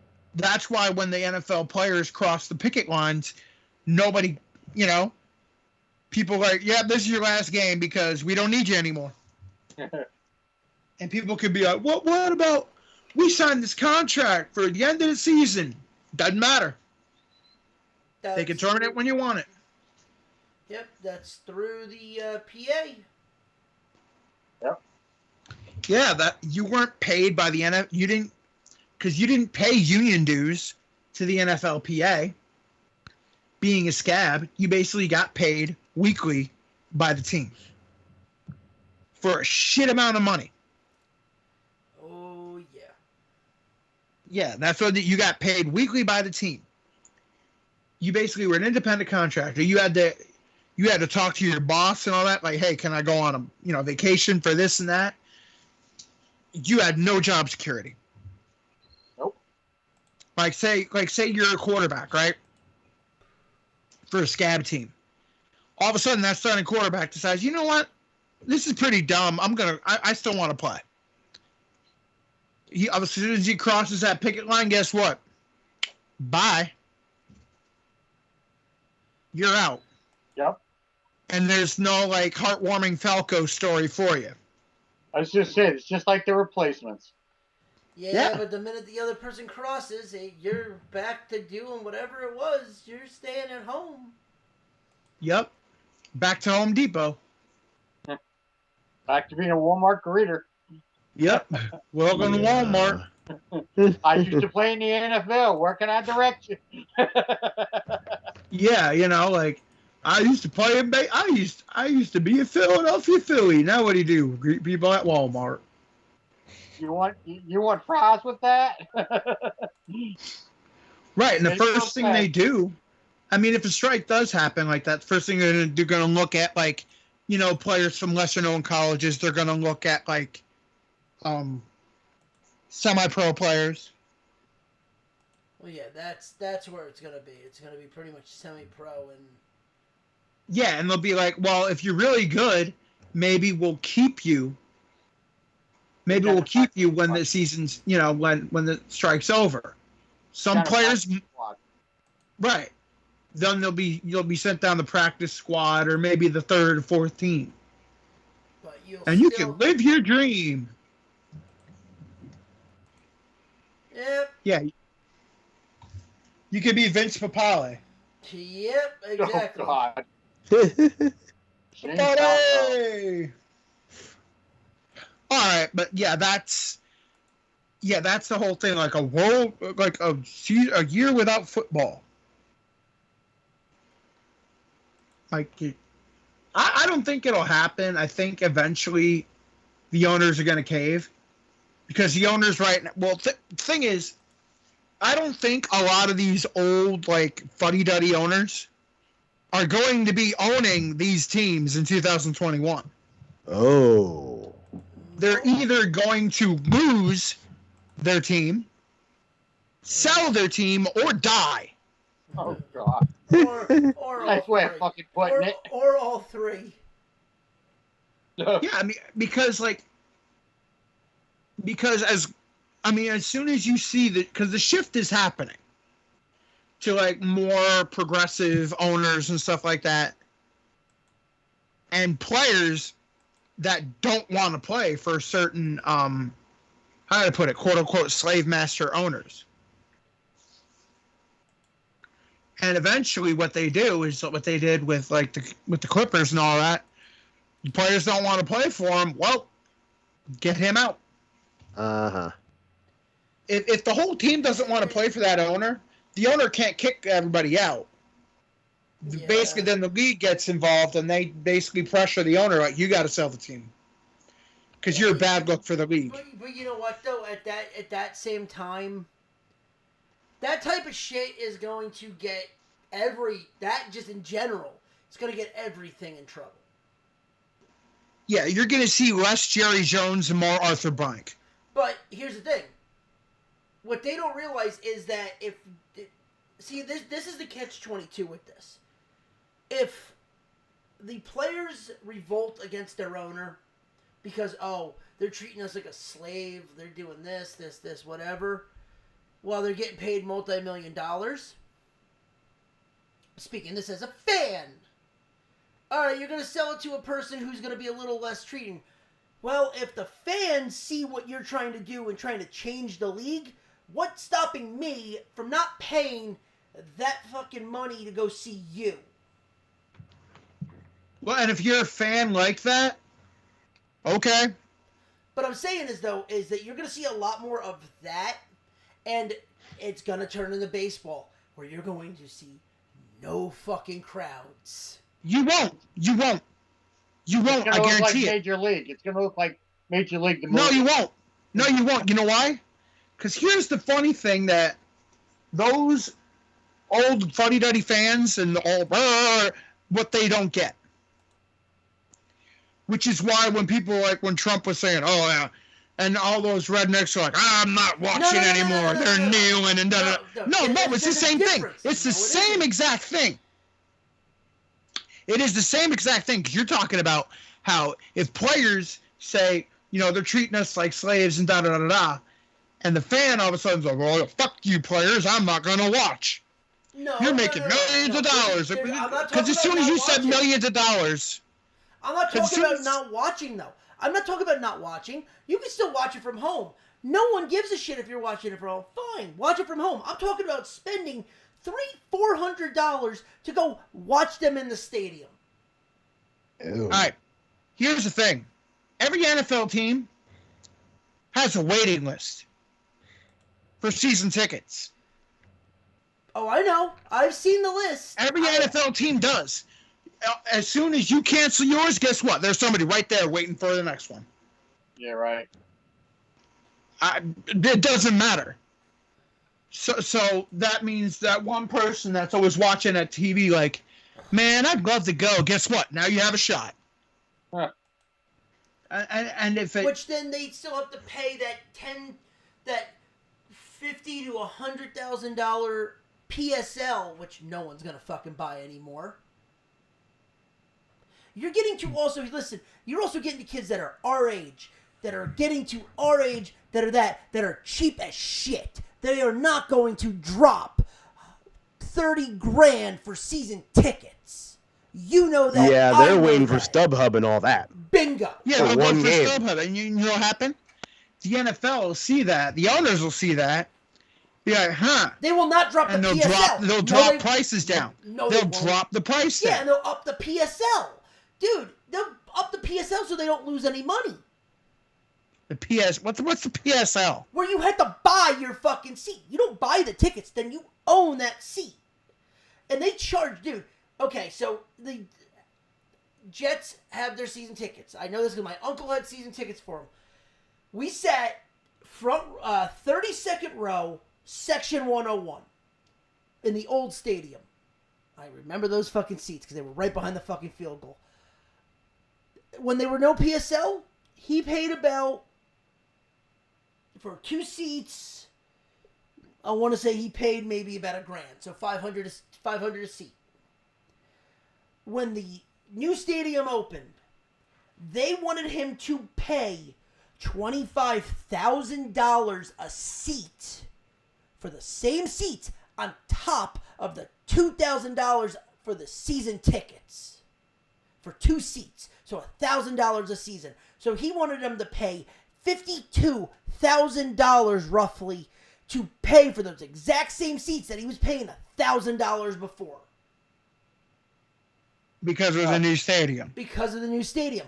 Jerry Jones, at the same time, Jerry Jones was doing the exact same thing, but charging $75,000 per seat. Guess what fans were doing? Yeah, they were paying those PSLs. They were turning right around and selling those fucking tickets because they couldn't fucking afford it. Yep. Right, they're going to StubHub. Which, fine. But you know what, though? In the long run, kids our age are not... Once, you like you said, okay, so you say, oh, well, I'm going to give up the ticket. Okay, that means whoever's the next in line still has to pay that $25,000 for that PSL. And if they want it that way, they do. If not, there's a ticket right there that nobody's owning. It's you season tickets, you can have that seat. And if they don't want it, and if they can't do it, people can always buy the seat. No, they people can't. Can always buy a ticket for that seat for that one. If nobody owns it, doesn't matter. That's not the point, though. What I'm saying is then they're gonna just drive up those ticket prices right there. You're forgetting nowadays you are going to get people that are our age or younger. They are not going to want to spend $300 for fucking seats. We, the people that are talking right now are different. We still live in that society where we were going to games for $80 a ticket. We just want to get into that stadium. We don't care how much we pay. You get a kid that's 22 years old that's in college, they ain't gonna spend $100 for a fucking ticket. To sit anywhere just to get in. Well, if the kid's in college and he's 22, chances are he's not. An example. I'm saying that generation. Chances are his parents are gonna buy the ticket for him. Dude, how shit nowadays are? I don't think so. Well, you're saying is the kid there on scholarship or because if he's not there on scholarship or financial aid and he's there because his parents, put him in college, then he's gonna get the ticket regardless. But I'm also using that as the generation example. I'm not using that as he's 22 years. No, I'm using that as how people nowadays act. Okay, it'll still be bought. The ticket will still be bought because somebody will buy it and throw it on StubHub and make money. I mean, that's how it works. But you're saying... What I'm saying is you're going to be surprised when no one when all of a sudden they're going to turn every game into a fucking Jacksonville Jaguars game in circa 2009. Not going to happen. In big football towns, not going to happen. In Green Bay, Wisconsin, it will constantly be sold out. That's different. In Philadelphia, at the link, it will be sold out. I guarantee it. Green Bay is a different fucking beast because Green Bay is publicly owned. They have no PSL. All right, in Philadelphia, the link will continue to be sold out. Philly has no PSLs. What? Philly has no PSLs. Okay, then that's New York. That's your own damn problem. No, it's not just us, though. I mean, because it's the newer stadiums. Philly never got put into that. The link never was not part of the newer stadiums that did that. So, like, AT&T Stadium was really the first stadium that did it. Okay. Philly also goes... Well, Texas isn't really hurting financially, if you know what I mean. No, I mean, they can go off the grid now and be fucking fine. What? They can go off the grid now and be perfectly fine, you know. Yeah. Well, Texas also isn't really hurting financially. No. I mean, because what Jerry Jones wanted wasn't like the normal everyday person. He wanted the rich cowboy fan. That's what he got. But you know what, though? At the same time, Jerry Jones has one thing that he does one thing that no one else really does. No matter what, there is a ticket that's always fucking financially available for somebody. Could be in the nosebleeds, could be down low. If you want that fucking front row seat, you have the money, fine. You want that upper decker for $20, $30? Man, there you go. Jerry Jones will find a way to fill a stadium.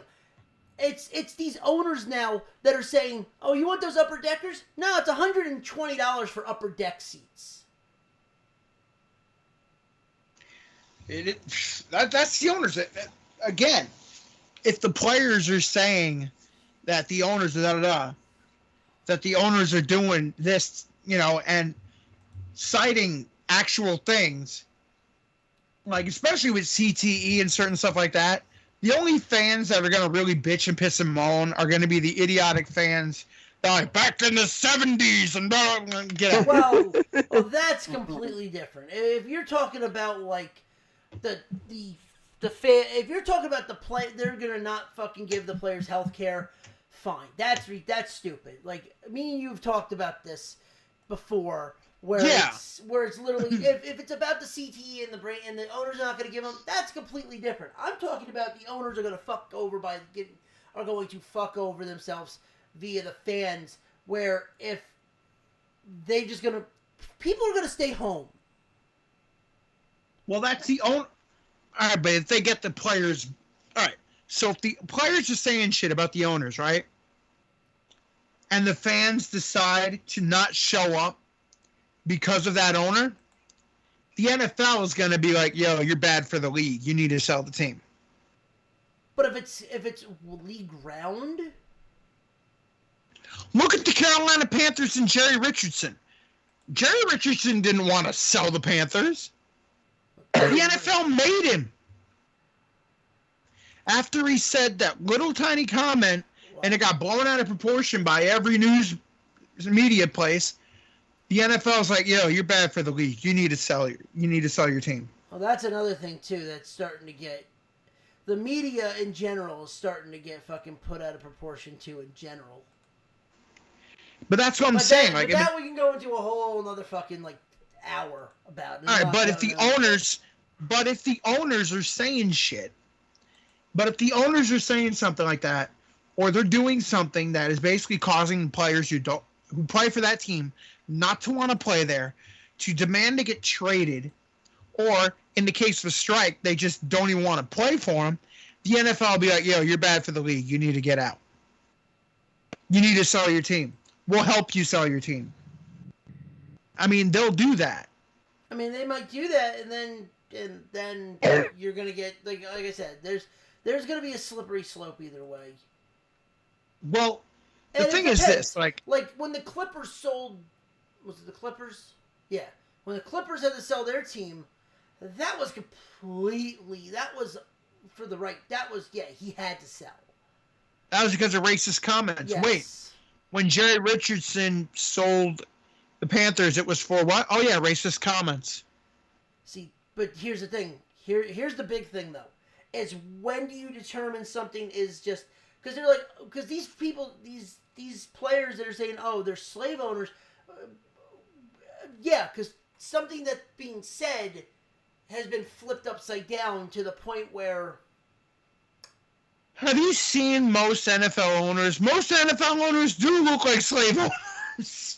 You're wearing cowboy hats and shit. I mean, fucking Jerry Jones, come on, Cowboys. I mean, come on. At the same time too, I think the NFL has gotten to a point where Jerry Jones just. Like I said, you're going to see less players like the Texans owner, like Jerry Jones, or less owners. You're going to see more owners like Arthur Blank and Jeffrey Lurie. That's what you're going to see. I mean, the New York Giants owner, the new Maras, are a lot more like Lurie and Blank than they were like Wellington Mara back in the day. Yeah. Yeah.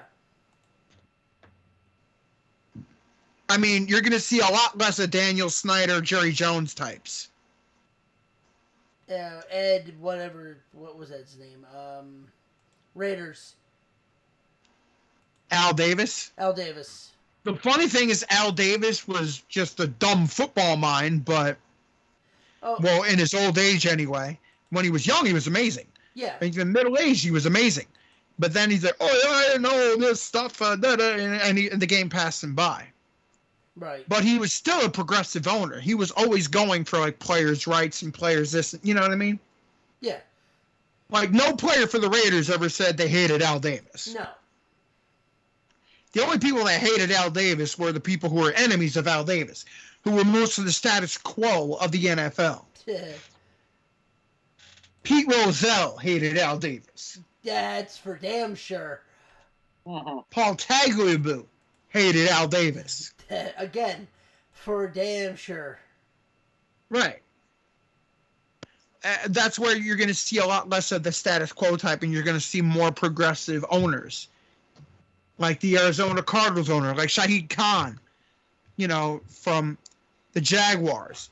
You're going to see more progressive owners, like I said, Lurie, Blank, stuff like that have the players' interests in mind, and they know. It's these old school owners and bottom line that are boomers. Right. It's the idiots that are keeping this whole CBA from not getting done. That's what it is. Like you see some of the owners like Jeffrey Lurie, they're blank. They're like, we really need to address CTE issues. Really need to address the use of marijuana for medicinal purposes, especially as it relates to pain relief. That I agree with. They should see. Okay, I'm glad you brought that up because I actually wanted to bring that up too and bring up what Stephen A. Smith said on his radio show the other day.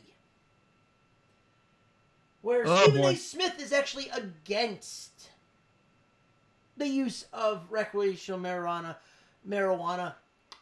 while they're in. That's recreational marijuana. Oh, wait. So, I don't agree with Stephen A. Period on this one. But I agree with him on some point. Do I believe that they should have these people if they should be allowed to smoke, like if they want to smoke weed? Yeah, I think they should be allowed to. But do I think they should be allowed to smoke weed and be high and be on the field? No. I think if they want to smoke it, say if they have a game Sunday and they want to smoke it Monday to relieve pain, fine. But I think at Friday, I think there should be a 48-hour period where they can't smoke anything. Like, if it's used as pain relief, that's fine, or a pain reliever, or even, like, they should, because people have had concussions and they've prescribed marijuana. Right. And that has killed the cells that were starting to be concussed, the CTE cells. Right. So it actually helped CTE and concussions. So that's one thing the NFL's looking in. Stephen A., as you saying, they should do it. Here's first off. If you're against the use of marijuana as a pain reliever, but you are for conventional pain relievers and opiates, you're a damn fool. You're an idiot. Because opiates will make you addicted. Opiates will destroy your life. Marijuana only may destroy your stomach. I mean, marijuana may make you destroy your diet, but... Yeah. But, that's the difference. Like, all right, the opiates, those things are man-made. Yeah. No. I think the fact that, on one hand, I get what he's saying. I get what Stephen A. Smith is trying to say, but at the same time, he is way wrong with what he's saying. Stephen A. Smith is an idiotic blowhard, okay? Do I need to bring up the process again? No. How he railed against it, and then was like, "Thank God, Philadelphia, you are saved. The Colangelos are here." Fuck you, Stephen A. Smith. Where? How do you really feel, Chris? Ugh. I remember that. He's like, "Philadelphia is saved. The Colangelos are back to bring basketball to Philly." Yeah, they fucked up. But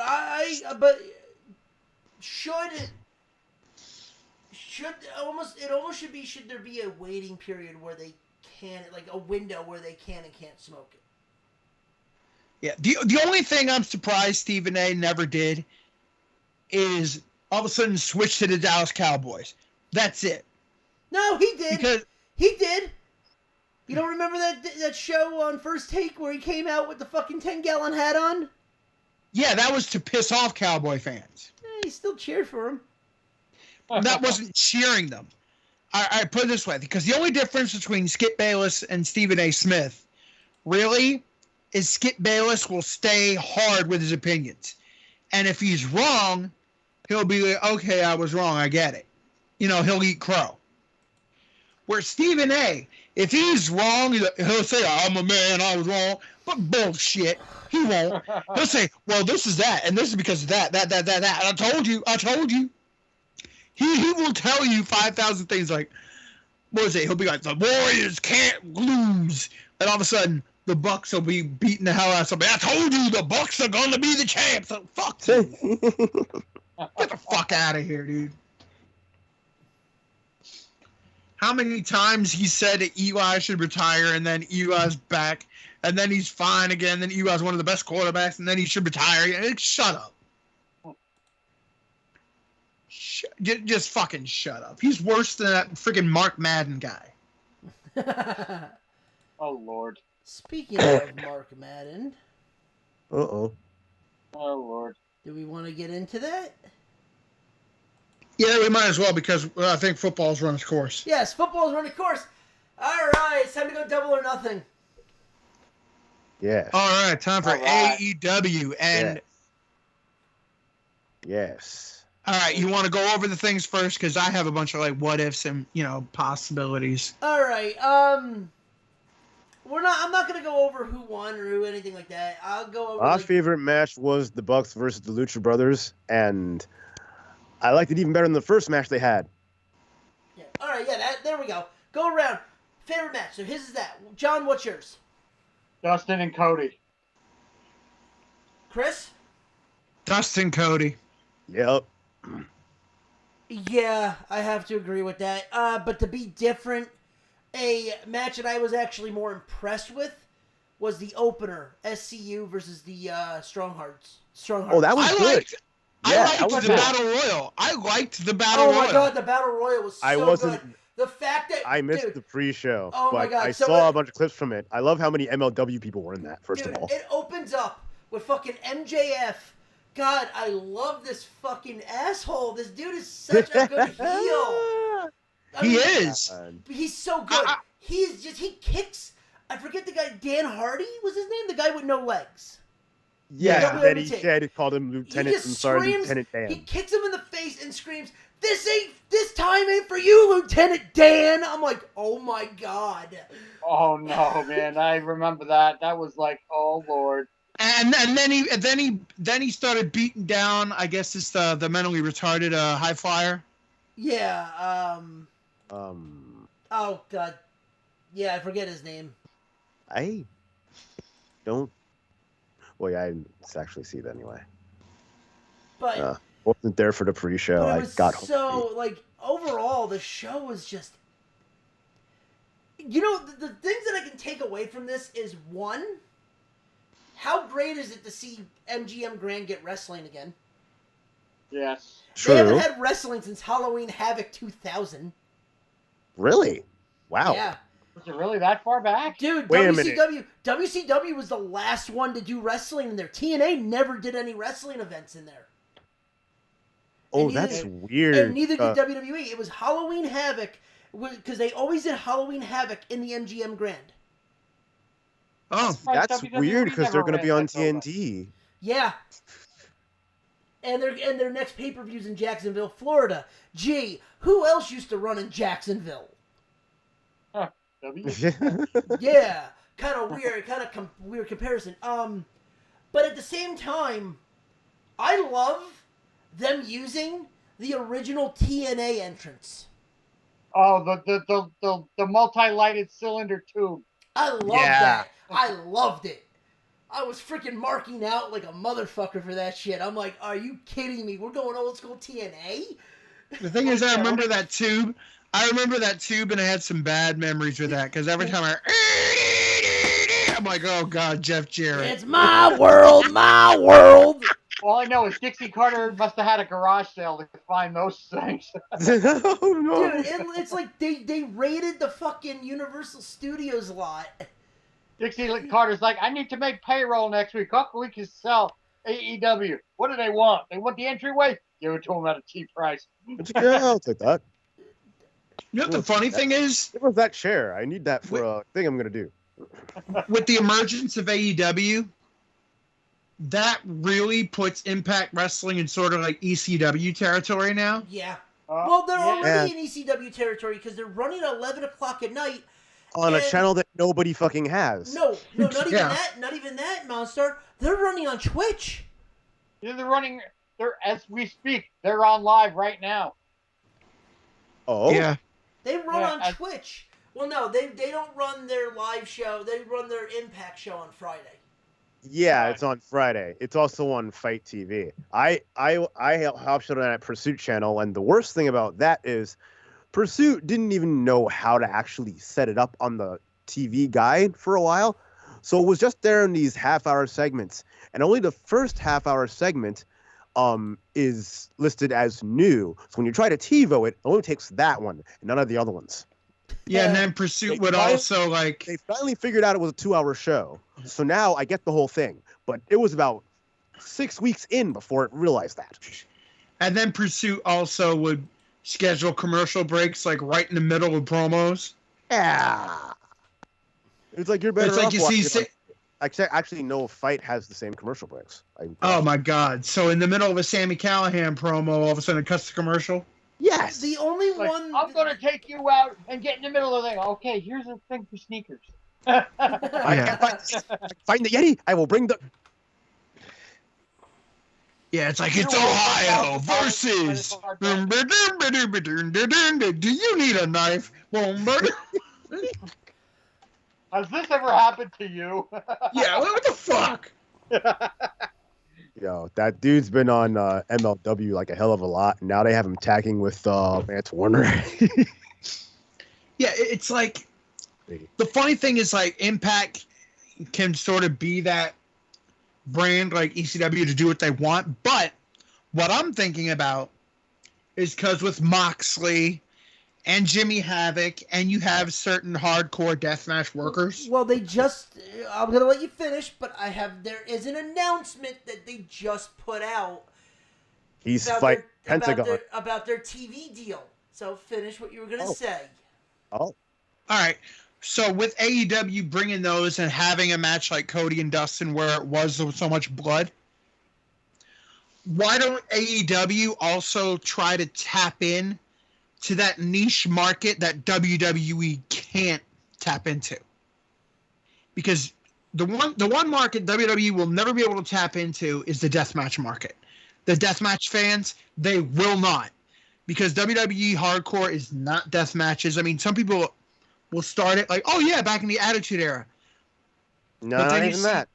Yeah, but then you see BGW and CZW, GCW, and IWA now, where just like, those fans will not even really care about WWE.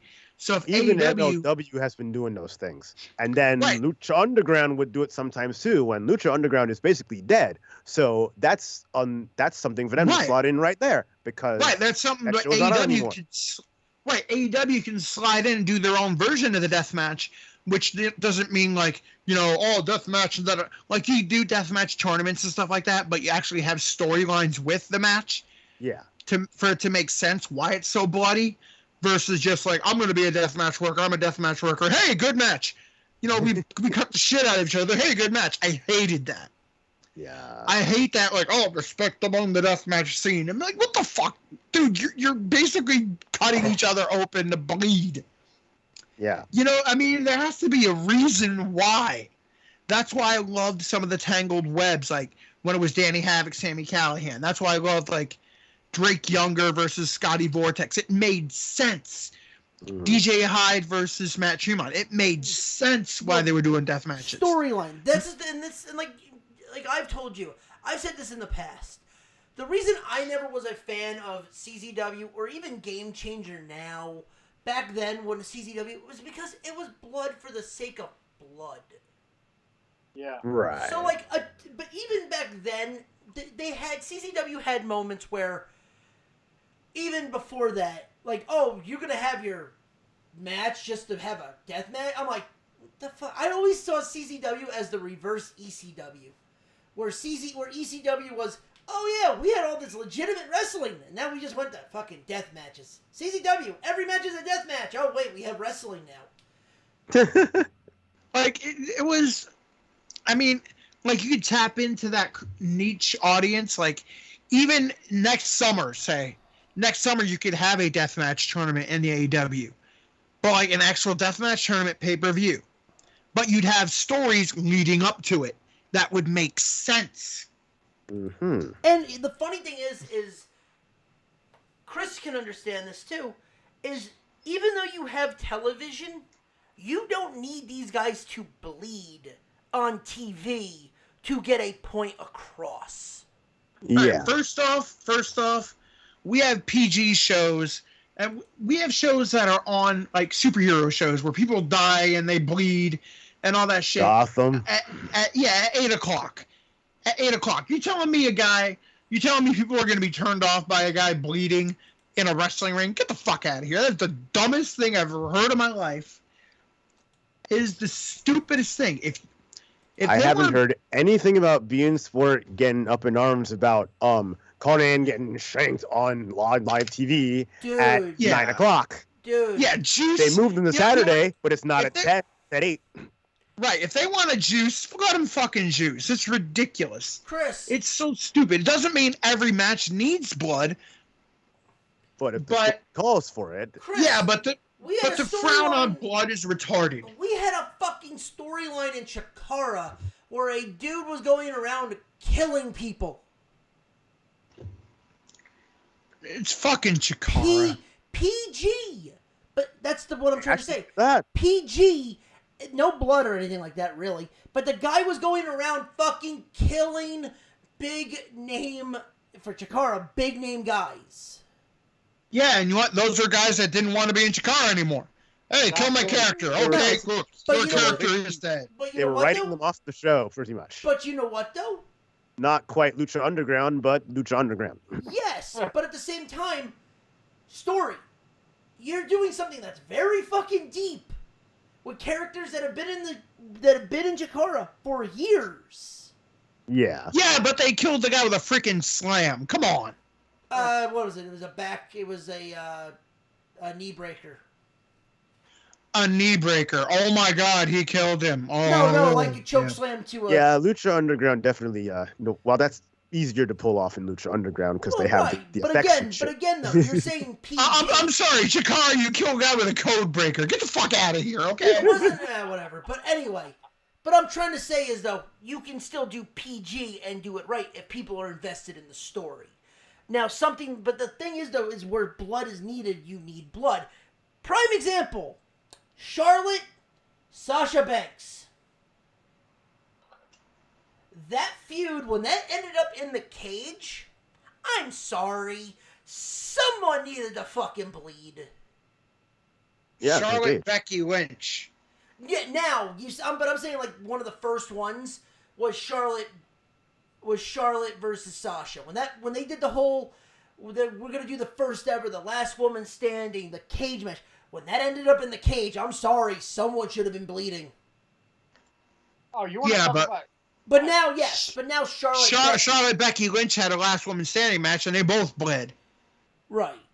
and they got in trouble with Vince for it. Yeah, they Oh, had wow. to pay out 100. You mean they're not gonna let Charlotte go for the same image of Ric Flair with the winning the championship that one time? See, this They're is not the gonna let it go dumbest for thing. that.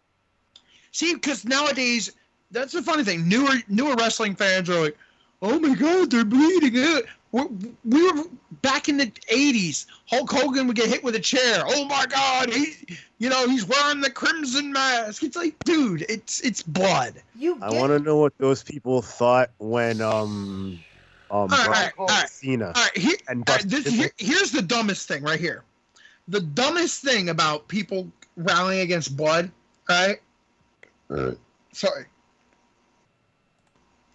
You're bitching about blood on a show about fake fighting when the hottest video game in all the land right now is Mortal Kombat 11.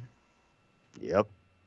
A brutal game where Shao Kahn beats the snot out of you and then basically proceeds to smack your head into your chest and then hit it out of your ass. Yes. Well, you know what? A perfect example of that too could be Walking Dead. I mean, look how long has Walking Dead been on? Too long. That show is. Oh, well, There you let's not go. go there. Don't go there. But no, the show is on at 8:00 at night, where you're seeing people's necks getting ripped out, throats getting ripped out, We're people's heads seeing getting bashed in, everything on with that. heads getting bashed in by bats. Yeah. Wait. What was one of the hottest shows that was on TV? Oh yeah, Game of Thrones, and that was gory as hell. Yeah, but you see, that was on cable. There's a difference. That was between- on premium cable. Premium That was cable. premium cable. Okay. Walking Dead's on basic cable. My apologies. So okay. Well, yeah, it is. So anyway, back to AEW. What I was trying to say, what I was going to tell you, Chris, is that when you want to tie this back into the death matches, AEW just came out and said that their TV is going to be TV 14. Oh, Good. shit. So That's gonna we be- will be seeing that. By the way, they just announced the Fight for the Fallen Fest card, which is happening at CEO in Daytona, Florida. Tickets are on sale now. Not cheap plug. Sorry, couldn't help myself. The main event. The main event. Kenny played. J.E. Bailey versus Nakazawa. Michael Nakazawa. Yes, in a hardcore match. Who? Bailey? I think it's Jeb Bailey. Is that how you pronounce it? J.E. Bailey. Okay. Yeah, it's their main event is the hardcore match. By the way, that's just one of the fucking matches. There's 4 fucking main events on this fucking match, and they all got announced today. The fucking Elite versus the Lucha Brothers, so Omega and Matt Jackson versus the Lucha Brothers and a mystery partner. Cody versus Darby Allin. Darby Allin versus Mox, right? No, versus Cody. Oh. And Fighting Mox too. wait, Mox isn't even on the card yet, is he? yes, he is, because John Moxley, and this is just at CEO. This is just at is at a fighting tournament. This is at a Street Fighter tournament. Just get that. It's the same one where Kenny played Yes. Xavier Woods. Where they're opening, where their main Final 8 for fighting tournaments is held in a wrestling ring. I love this fucking company. It's fucking great. But John Moxley is in action against a man that we all know very well because he is a bad, bad boy, Joey Janela. Oh, really? Hey. Here's one thing I don't get. Where you have certain storylines that happened at the last AEW card, Yes. where it's pretty obvious that Moxley would be taking on Omega. Yeah. Well, he is going to take on Omega. And now you have... Yeah, it's like when? Because now you have this card. The next week is Fight of the Fallen. Or no, Well, Fighter Fest is first, right? Fighter Fest is first, then Fight for the Fallen is next. I think when Fighter Fest is where Mox is fighting Pentagon. No, Darby Allin Fighter is that. Fest is literally. I'm looking at the freaking thing right now. I'm on AEW's website. Mox got Joey. Oh. That's going to be interesting. Okay, the thing is, All right. Now here are some of my issues with it. Where you had storylines going into it before, where you thought it was going to be Cody and Dustin taking on the Bucks. That's still happening. Yeah. Okay. They just didn't All right. say where it's No, happening. here's the thing. No, they said, okay, so here it is. So June 29th is Fyter Fest. That is being held at CEO. Okay, so that's June. That's next Okay. month. Okay. Fight for the Fallen is July 13th in Jacksonville, Florida. Now, are either of these going to be on pay-per-view or no? Yes, they're all going to be, as of right now, they're at BR Live. I have a feeling the Fyter Fest is going to be probably on Twitch. Okay, so the thing is, this is where I hate it. You can announce guys to show up at Fight for the Fallen, but don't announce the main matches in the card and all that, because if you're trying to get a storyline going, that kills it right there.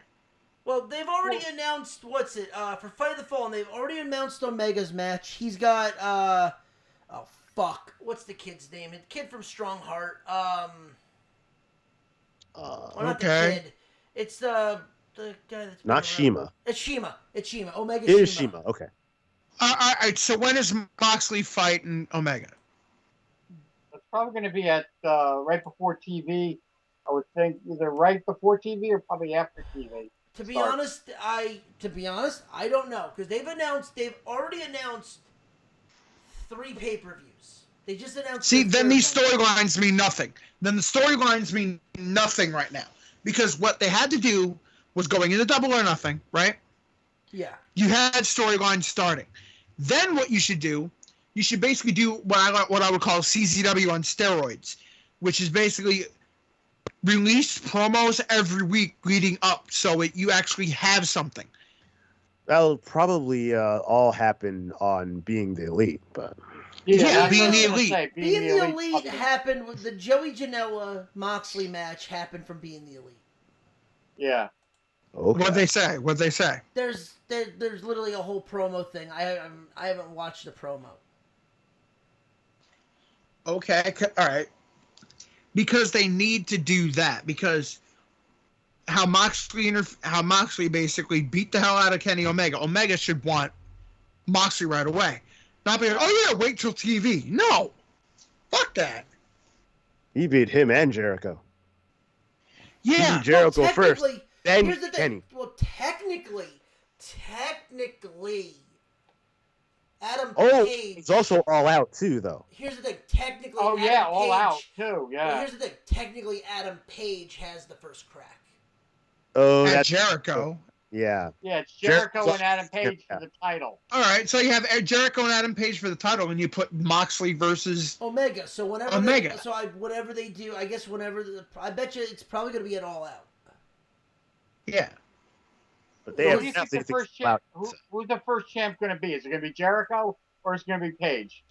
It's gonna be Hangman Page. Hangman. It's gonna be Hangman Page. Hangman, for the sole fact that the Jericho's probably going to do a album. Plus, Jericho's fighting Okada. I forget when. Yeah.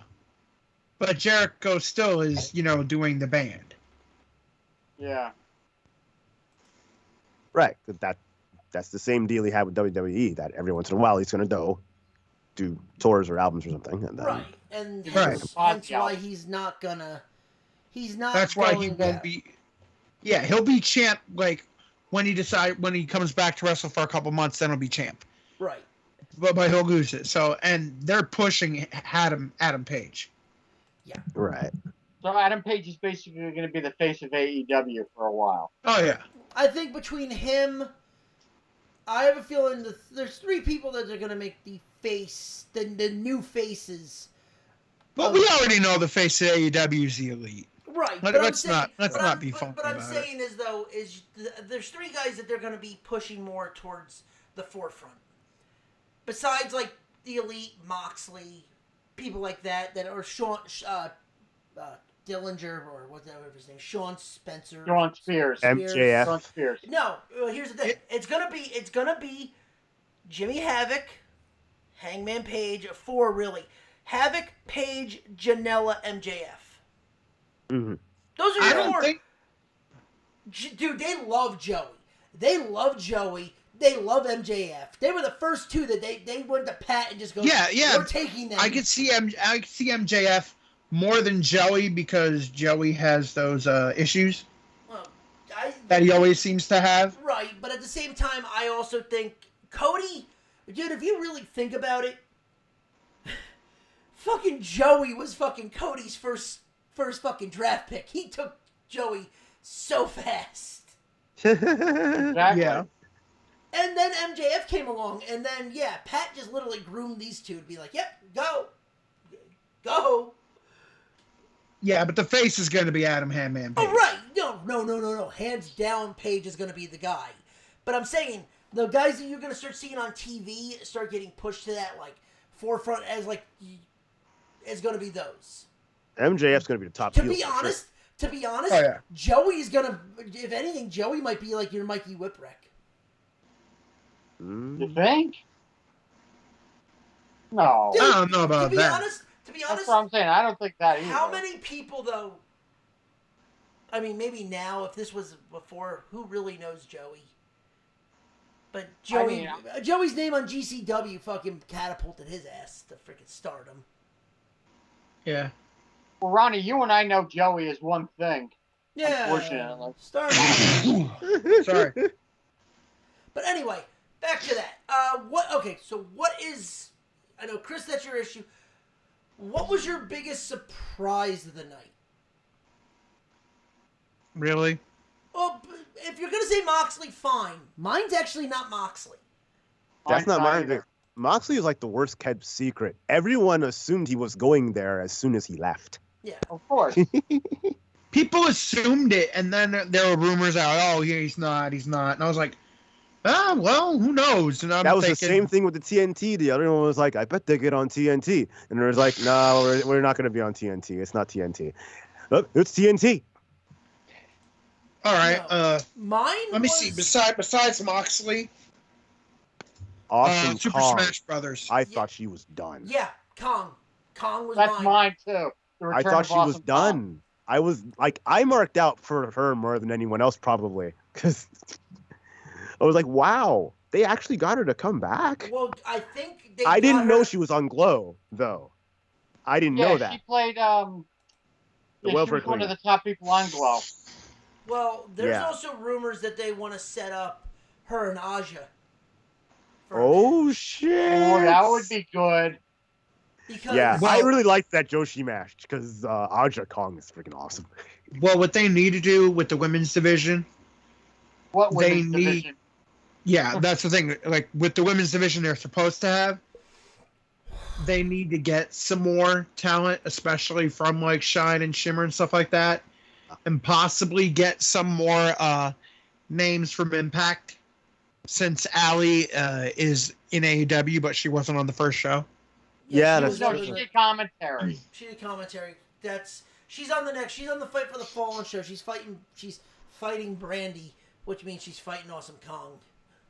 Oh, The one person they're fighting for, because Allie even said it during the podcast, she wants Rosemary there.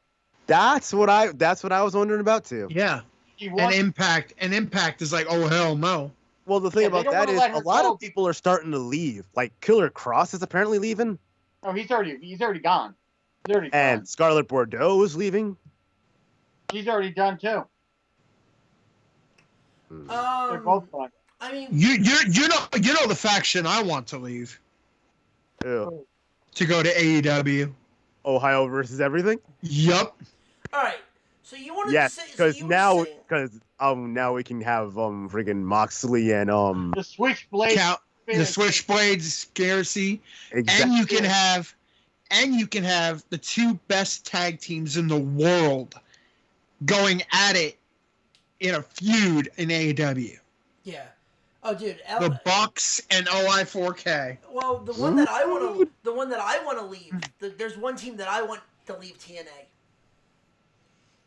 and we've known these guys. Me and Chris have known these guys for years. We know how good they are. They got strapped with a shitty LAX gimmick, but EYFBO. I actually personally, I'd want to see the Christs versus the Bucks more than my EYFBO. Dude, the Chris versus the Bucks would EYFBO? be Who's great, that? but EYFBO versus the Bucks would fucking be insane. What are they Yes, called in it would TNA? be. LAX. The Oh, LAX, really? yeah. But I like them. I mean, I like them too, but as for a match, I would definitely rather see the Christs versus the Bucks, because just imagine that thing being insane. It would. All right, I got something for you. Imagine if, I mean, WWE's never going to let it happen as long as this happens. The Revival and the Bucks. On a We've been major waiting for that pay-per-view. forever. Because That's that gonna be would, another that would blow the roof off of any place. The Usos. Those I'd were rather fights. see the Usos versus the Bucks.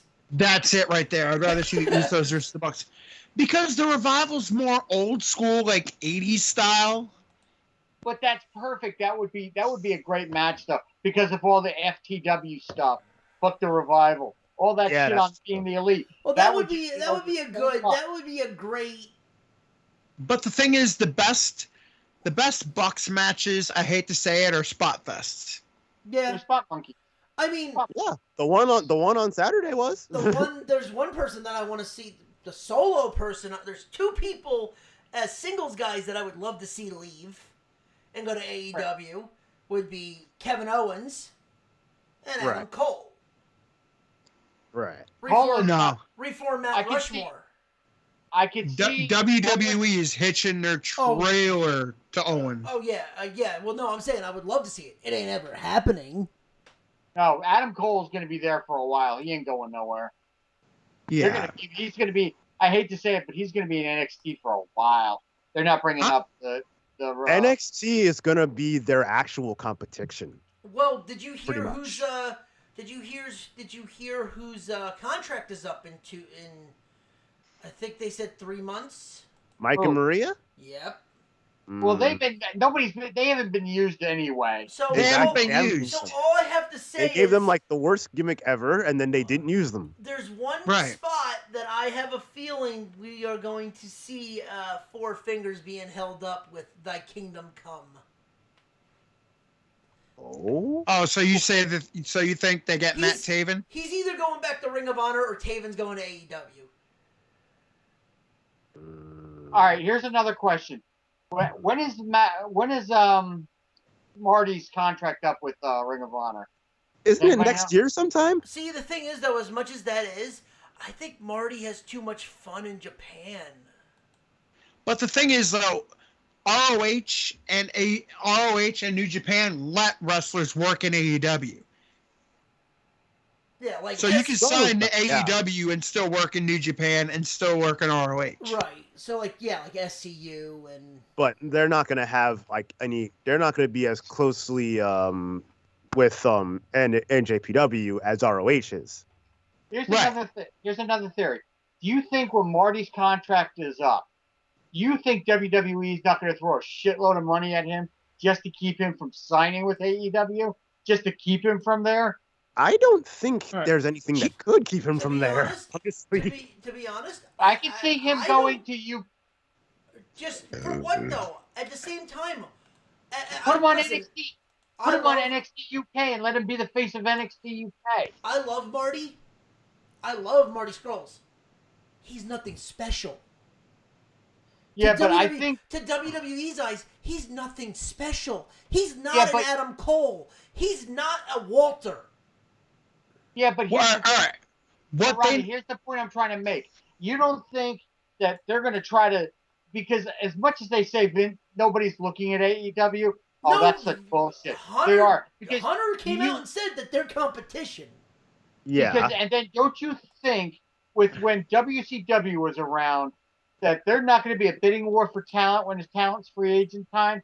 You don't That's think already Marty, been going on, kind of. Yeah, I know, but when Marty Because Scurll's ROH is contract just is grabbing up, people from like everyone was grabbing people from MLW for like months. I'm sorry, I still think somewhere down deep when Marty's contract is up, his phone's going to be ringing. It's going to be Triple H saying, I can make you the face of NXT or I can make you the face of NXT UK.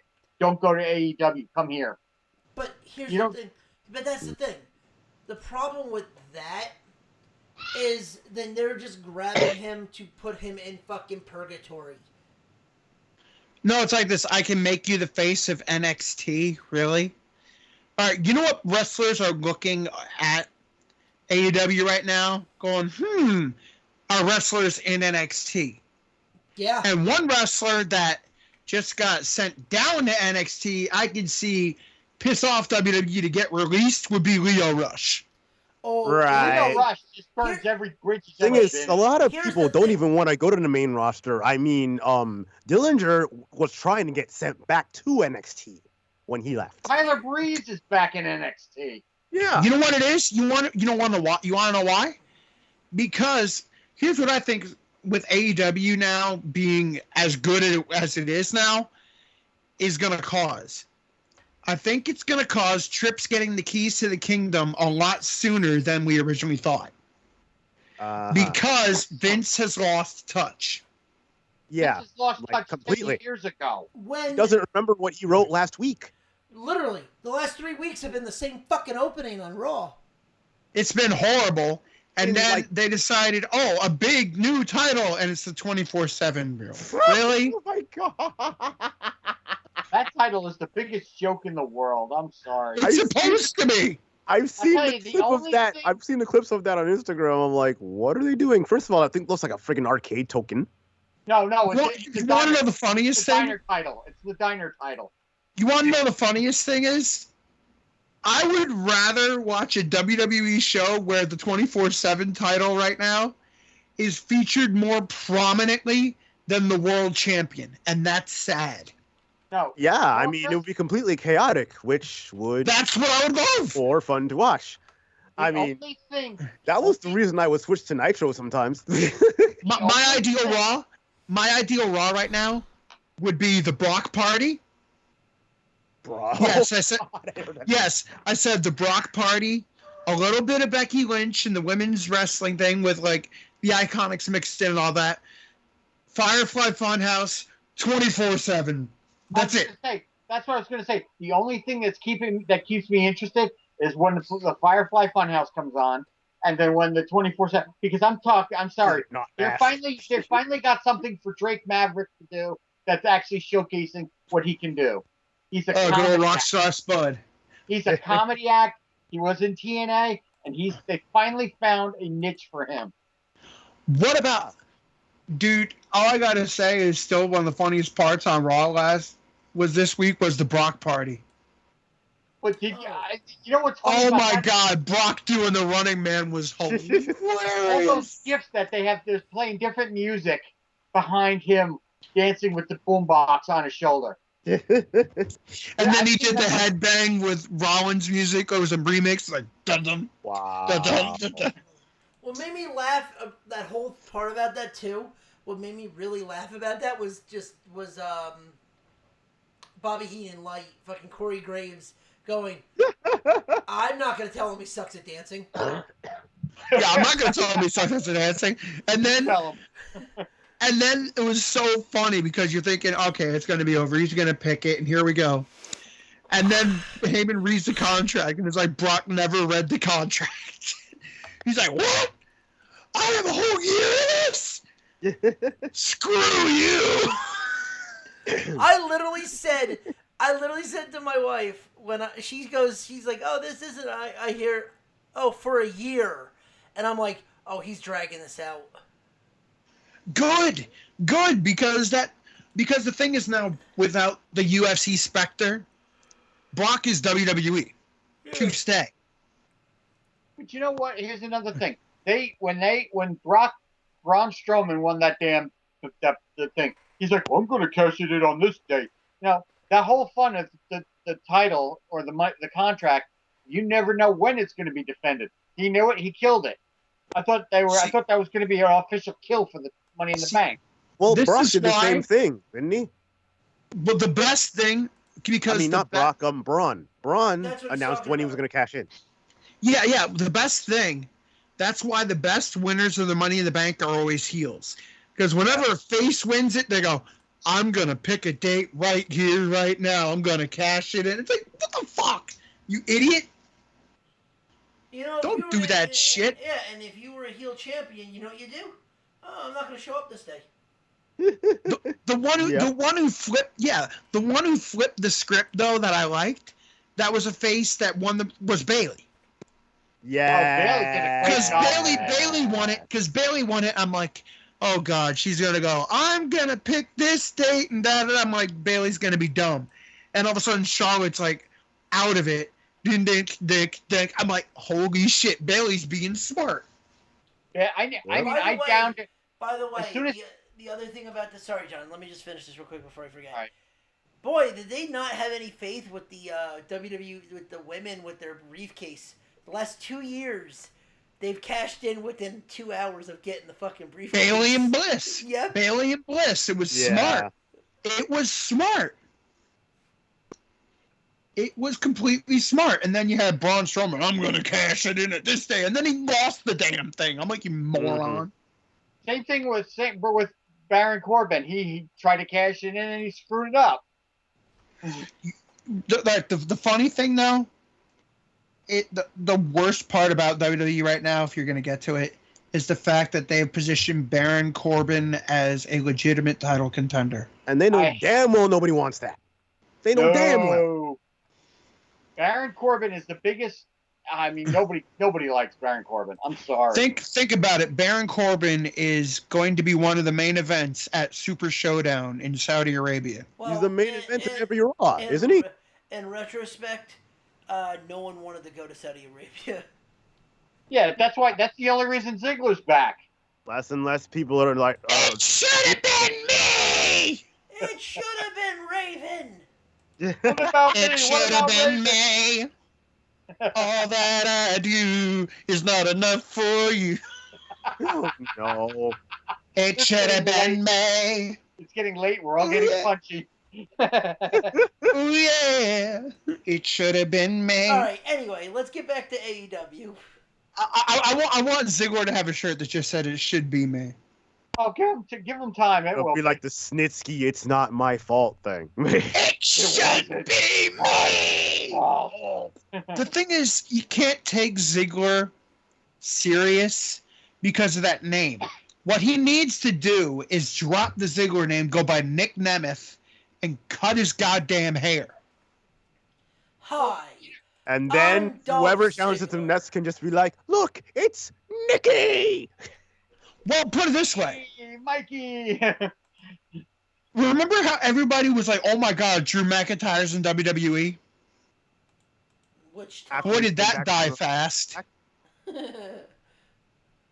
I see Drew McIntyre now, I'm like, who farted? Wait, he's going to slip on a banana peel for his finish. Probably should have stayed at Impact. Well, you want to know something funny? You know how he came up with the finisher, right? What What, he slid on a banana peel? No, he actually was going for a boot. His pants were too tight, and he What? and he fell on his Oh, that's back. when he was the 3MB. Yeah, that's how he came up with the Claymore. So, hey, I fucked up this kick. I fucked up this kick. You know what? I'm just going to make that my finisher. He It literally looks like he slide. It seriously looks like he falls, like he slips. He's like, whoa! And every time he does it, and he catches Roman Reigns, I'm like, really? Really, Roman? Dude has two of the most graceful finishers. First off, Roman's Superman punch, he hangs in the air forever. I'm like, god damn. Right. The only good thing Take a for picture. the only good thing for Raw was the fact that Lance Anoa'i fucking was on Raw. That's Yeah. it. I can't. No, the Brock party. I'm sorry. I'll be right back. Hold on. All right, Well, anyway, actually, you guys can talk. Because I I'll heard say, about the Brock party and I heard about Lance Anoa'i. What wasn't he somewhere else? no. I know that name. But not PW? that. Lance, yeah, I'll be right PWS. back. I gotta pee. You gotta pee. You gotta pee. I know that dude from somewhere else. Lance Like, has I worked. feel like he was on MLW like 1 week and Oh then all yeah, of he a sudden. probably was because Lance has worked. Lance works fucking Jersey, New York, and PA all the time. Did he just happen to get signed and go to the developmental right after that or something? No, he's not. So, in- like- No, he's No. had several tryout matches. He's had 2 tryout matches this year before Okay. Raw. but, Eve Elite too. but anyway, AEW. All right, here's a question: worst part of the show? Everyone told me the worst part of the show was the pre-show, and I didn't see it, so I don't know. Well, basically all it was the battle royal with Glacier. The over-the-budget battle royal. And it was Sammy and I forget the other guy's name. Oh, I forget the other guy's name. But it was a single match in the battle royal. Brian Pillman Jr. was there, right? Yeah, he was in the battle royal. He was in the battle royal. There was nothing really that bad. Bad parts.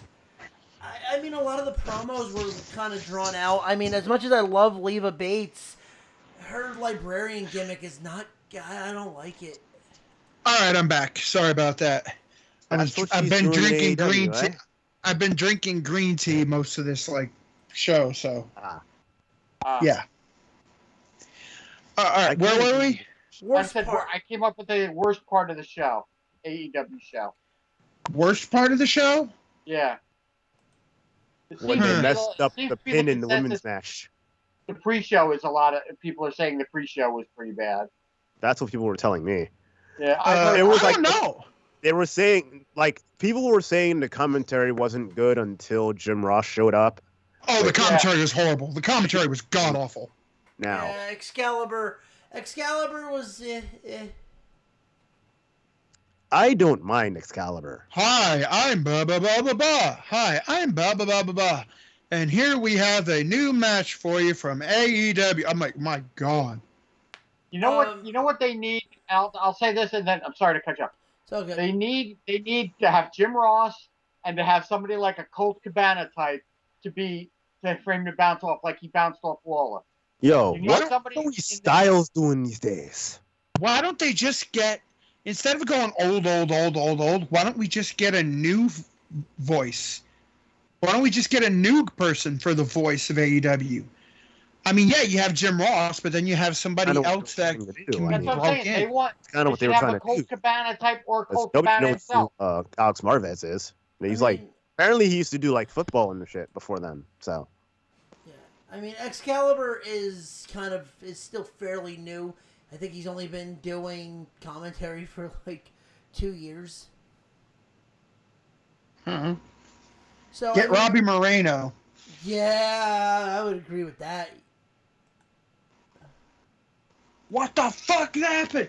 What are you, blind? Jesus! I mean, hey, you can get some guys. I mean, get Larry Legend.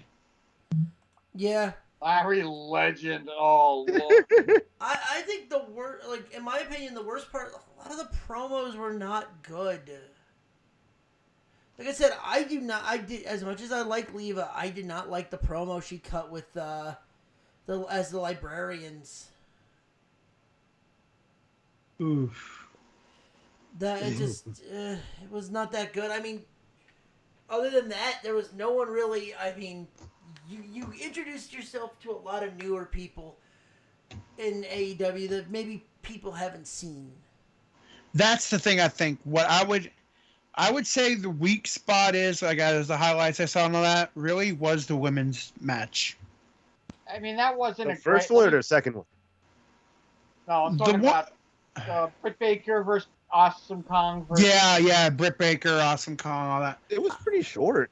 I mean, what didn't help is that Nyla Rose is considered the first transgender.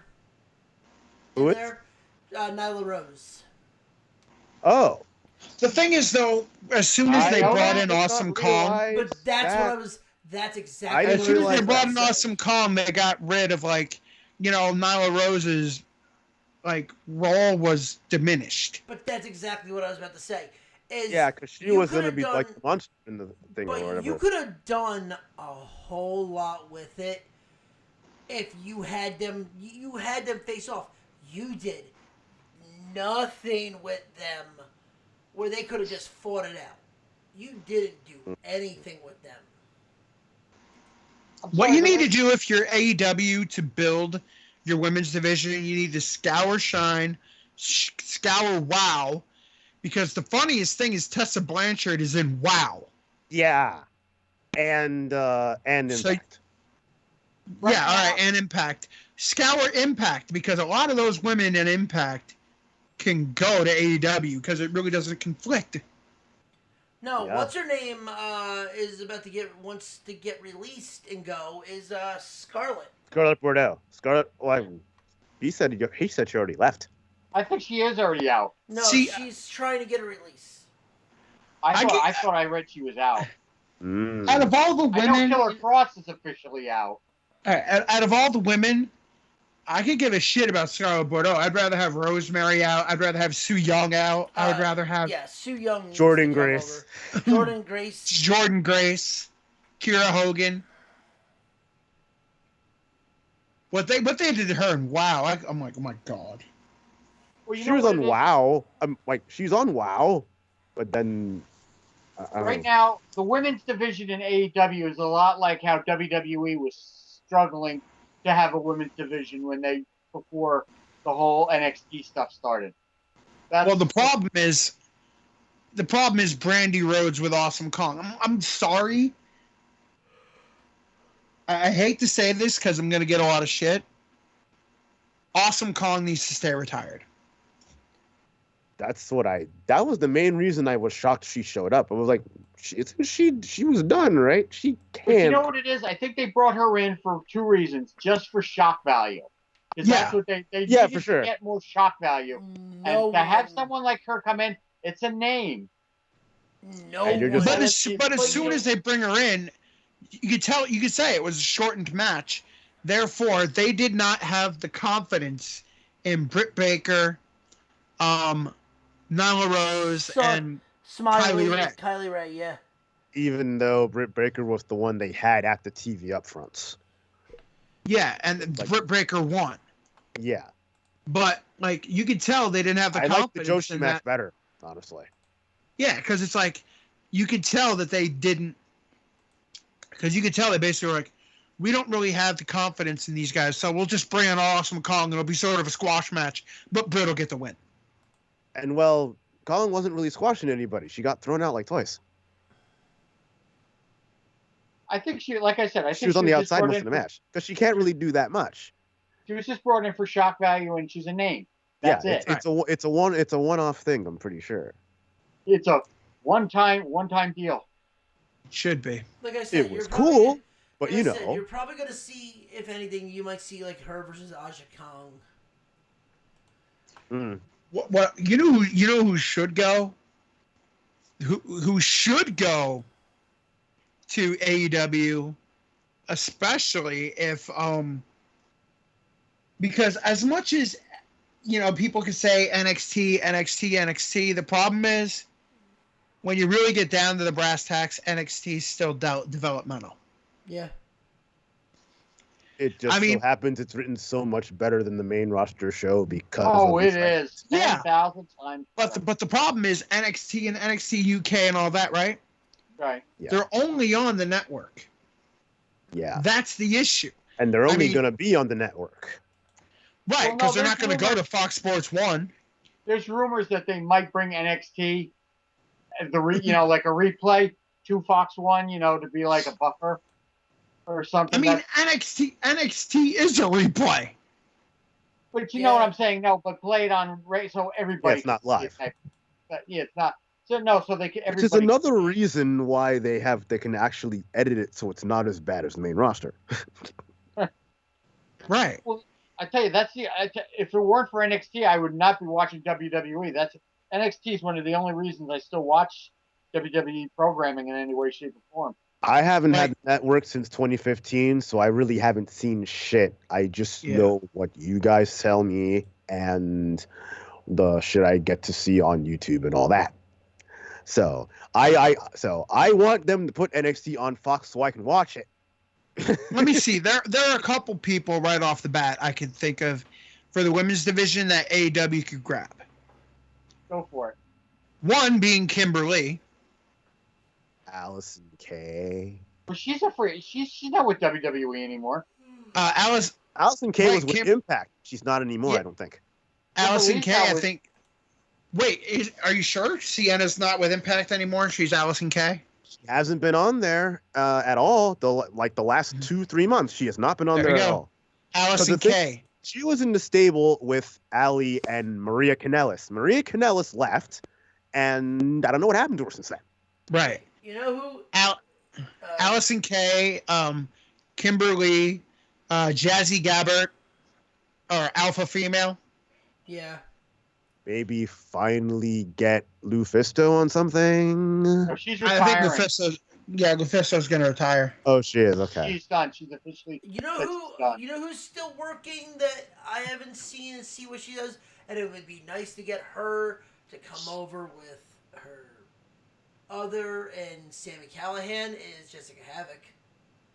Yeah. Yeah. Yeah, I think Havoc's probably going to come over anyway. Because Impact doesn't do anything with her. Jessica Wait, Havoc. Ronnie. Is it Impact? Jessica Havoc's not on Impact. She's nowhere.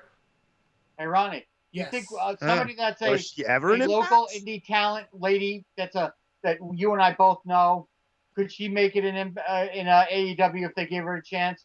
That's Craven's former significant other. Could Lauren? I think Lauren would be. I think Lauren might actually fit in with AEW. Gemma Cross is her ring name, guys. Well, it's Lauren, yeah, but yeah, we Gemma know her Cross, as, yeah, we Lauren. know. But I'm saying Gemma Cross. She could. Think about it. She'd fit in. I think she would be one of those that would get in as a jobber to start, because no You one. want to get ring legends, cheerleader Melissa. Cheerleader True. Melissa, She's got to be out of that Lucha Underground contract by now. Mm-hmm. Thunder Rosa. Thunder Rosa. They could go. If you want to get more like, these are NXT UK women. Well, one that's I don't know why she's still in NXT UK when she should be brought into the women's division, the main women division. Which obviously the reason why she's not is because creative has nothing for her, and they don't want to steal any of Becky Lynch's thunder. Tony Storm. Yeah. Tony Storm. Tony Storm's being wasted in NXT. Well, her and Rhea Ripley, they're both being wasted. Yeah, they could be in AEW. Shayna Baszler. Baszler ain't going nowhere. As long as Ronda's associated with Yeah, because they're WWE, going to try and Baszler put her ain't in a going stable with no- her. none They're of going to try and those have women all are four of them going be in a stable anywhere. because they're trying to do this thing where, They're not going anywhere. yeah, they're not. They're locked. They're done. They're not going anywhere. The only ones I could see from NXT that I wouldn't care if left, Bianca Belair. She could leave. I could care less if she left. Don't go to AEW. I don't want to see that shit. I hate to say it, even though she's got Mia Yim, she could go to AEW. You know, I don't see them doing anything with her. I know who I'd love to see in AEW. Dakota Kai and Nixon Newell. Well, Dakota Kai's out for another 6 months. She just had leg surgery, knee surgery. Oh, wow, okay. Jeez. She got knocked out. She screwed her knee up bad, and she's gonna be out 6 to 9 months. Oh, boy. Yeah. So she's out for a while. There's one person that I would love to see in the women's division, Who's that? but I don't know how people would take it. Just say it. It's no. Me and Chris have watched this guy wrestle in the women's division. No.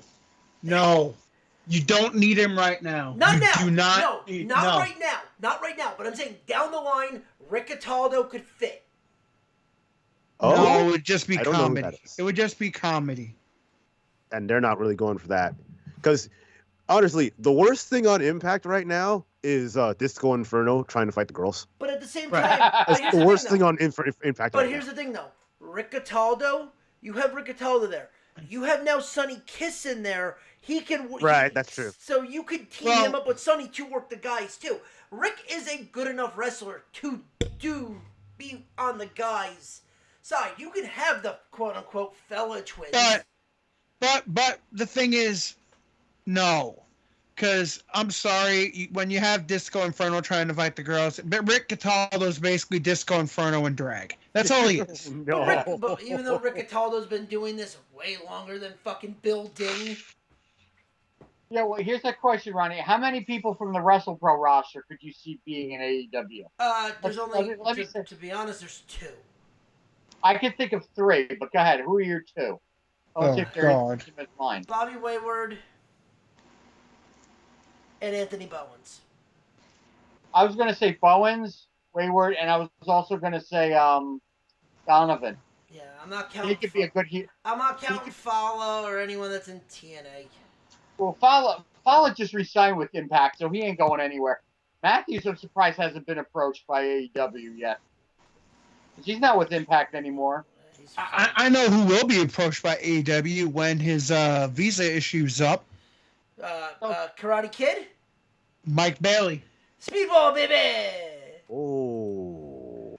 And then Because he can't. And he'll probably bring Yeah, his girlfriend Speedball with him. can't perform in America because he has And- like a visa issue. And he'll bring his girlfriend with him. Yep. Bring good old Veda.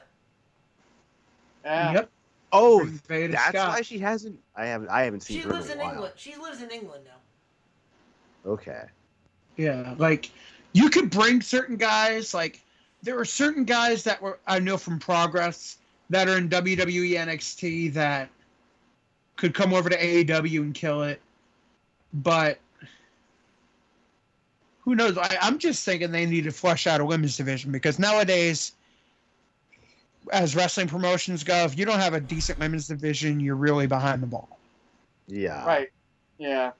And and as much as everybody hates her, and I'm atop of that list, as much as if WWE was to let a certain Sasha Banks go, I wouldn't cry about it. I wouldn't care. They could let her go. She's just a waste. That's the only reason Bayley won the title is to stick it to her too. Well, they won't let Sasha Banks go because she's a name.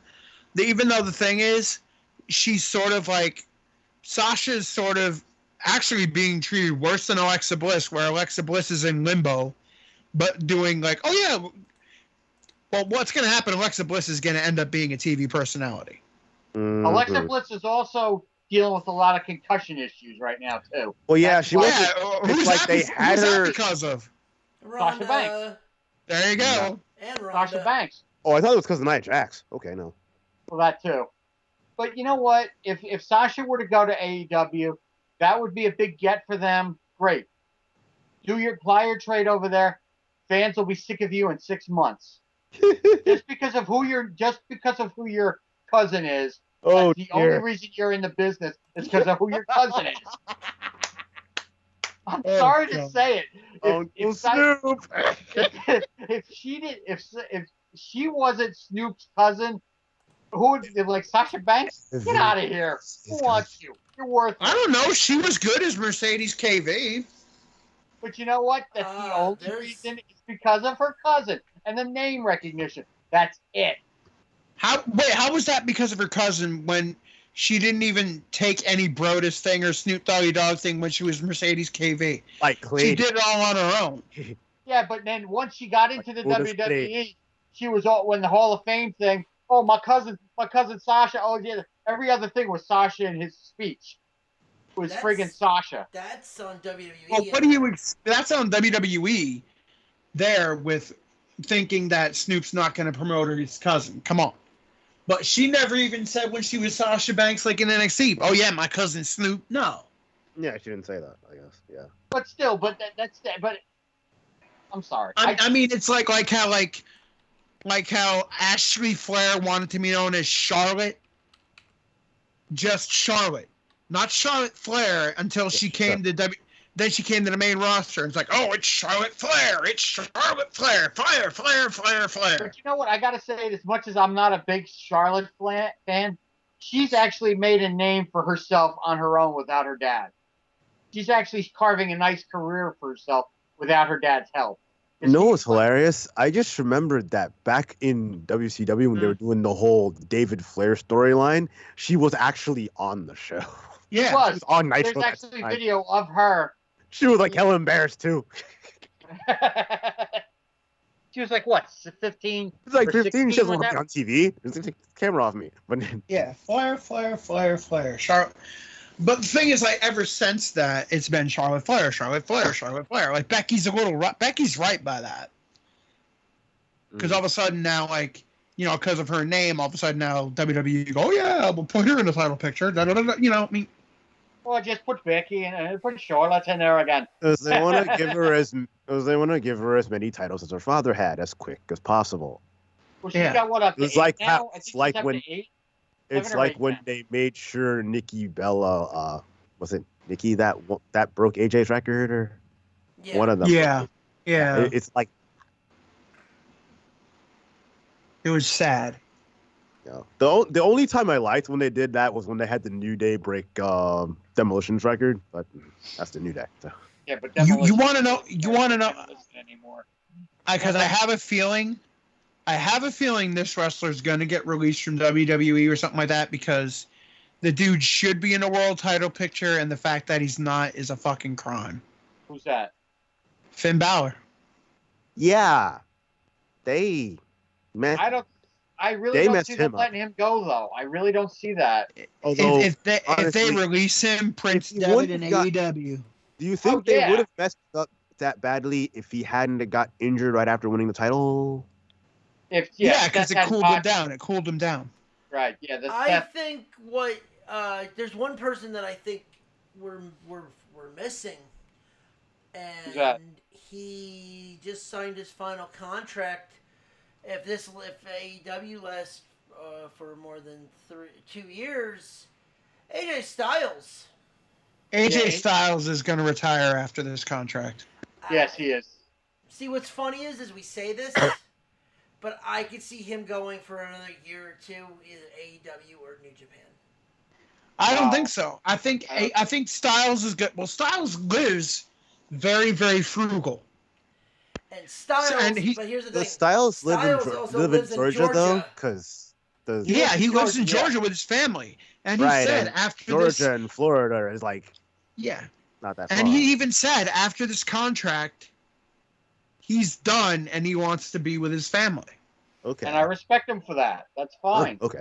But he might, granted, they might try to give him the Kevin Nash treatment where he only has to work a certain amount of days. Yeah, but It doesn't I still matter. I don't think Styles is going to do it. Styles is either going to be in all in on his career, or he's going to be all in on his family. Mm-hmm. Okay. Yeah, it's either one or the other. It's not going to be both. Yeah. And while he's young and he can do it, he's going to do his career, and then he's going to raise his girls, right? Like, you know. But he doesn't want to get like too hurt. How old is Right. AJ now? Is he what, 41 now, I think, AJ? AJ Styles, I think he's still in his 30s. Yeah, that was what I thought too. Let me look it up. Hold on. Let me see if I can find it. Yeah. Let's see. Hold on. Hey. Let's see. Oh my You're God! slowest. God damn it! I thought they What? were dead. Evanescence is coming out with a new album next year. 41. God, I hell? did call it. I called it right on the Why? button. 41. Okay, he's 41. 41. So basically, Oh wow. his next deal will take him to like what? He's 50. Actually, No, no. His birthday's on June 2nd, so he's going to be 42. Mm. So he's going to be. You got to figure he's not got. He doesn't have a hell of a lot of many years left in him. He's Right. not going to be doing this for a hell of a lot longer. He's not going to be the Undertaker. Definitely trying not to end up like the Undertaker. Yeah. Right. And you look at the way Brock wrestles. Brock wrestles right now the best way he can to basically maximize his body and his performance, and also he doesn't even get really in pain. Well, and that's another thing. Brock doesn't. I mean, how long does a typical Brock Lesnar match go? 10 minutes. It can go 10 minutes to 20 minutes. 10 to 15 minutes is most I've ever seen him work. You know. The Undertaker match was like 25. Well, that's that. Well, you see, that's the two of them were both slow as shit in the ring. You know. You're not They're both going to see shit. Brock work an indie match, okay? And I'll say this right now: Yeah. most indie style work rate matches like that are 15 minutes. Did anyone see his matches in New Japan? Because I didn't know he was over there ever. Yeah, well, they didn't. He really was go- champion for like how long? They weren't exactly 5-star. I mean, That's what I was wondering. but- I was like, he was in New Japan? What? yeah, I'm just saying, you're never going to see a crazy indie work rate match go for more than 25 minutes. It's not going to happen. Like, all right, the 60-minute Iron Man match between Drake Younger and Sami Callihan, like, had so many lulls in it. It was ridiculous, but the lulls were like they knocked each other out with chairs, or somebody was being, put in a rest hold or a wrestling hold quick for it and all that. Then they went back to the work rate and then they rested again. That's what you're going to see. You're not going to see like a crazy. Put it this way, you're not going to see Ricochet work a 45-minute match like he does like a 10-minute match. Okay, now what's going to be that work match when the Olden Taker goes against Oldberg? Oh no! Why is that even happening? And Oldberg. That's going to be I'm sorry. No disrespect to them. The majority of that match, is going to be entrances. Goldberg can do a way more than Undertaker. Yeah, but not by much. Not by much. It's going to be Goldberg's going to do a bunch of kicks. He's going to throw his hip out, doing a bunch of kicks. He's going to throw his shoulder out, doing the punches. He's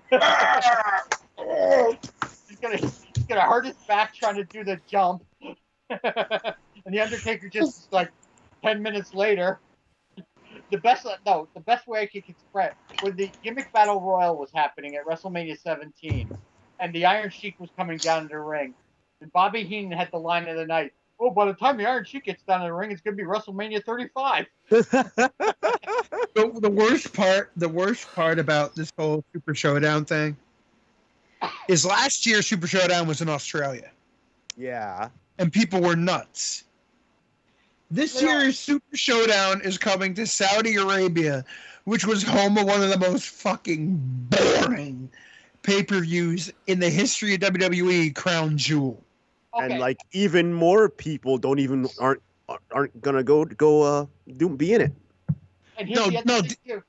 Okay, go ahead. Do you remember the part that killed Crown? Do you remember the part that killed the WWE Saudi Arabia or Crown Jewel?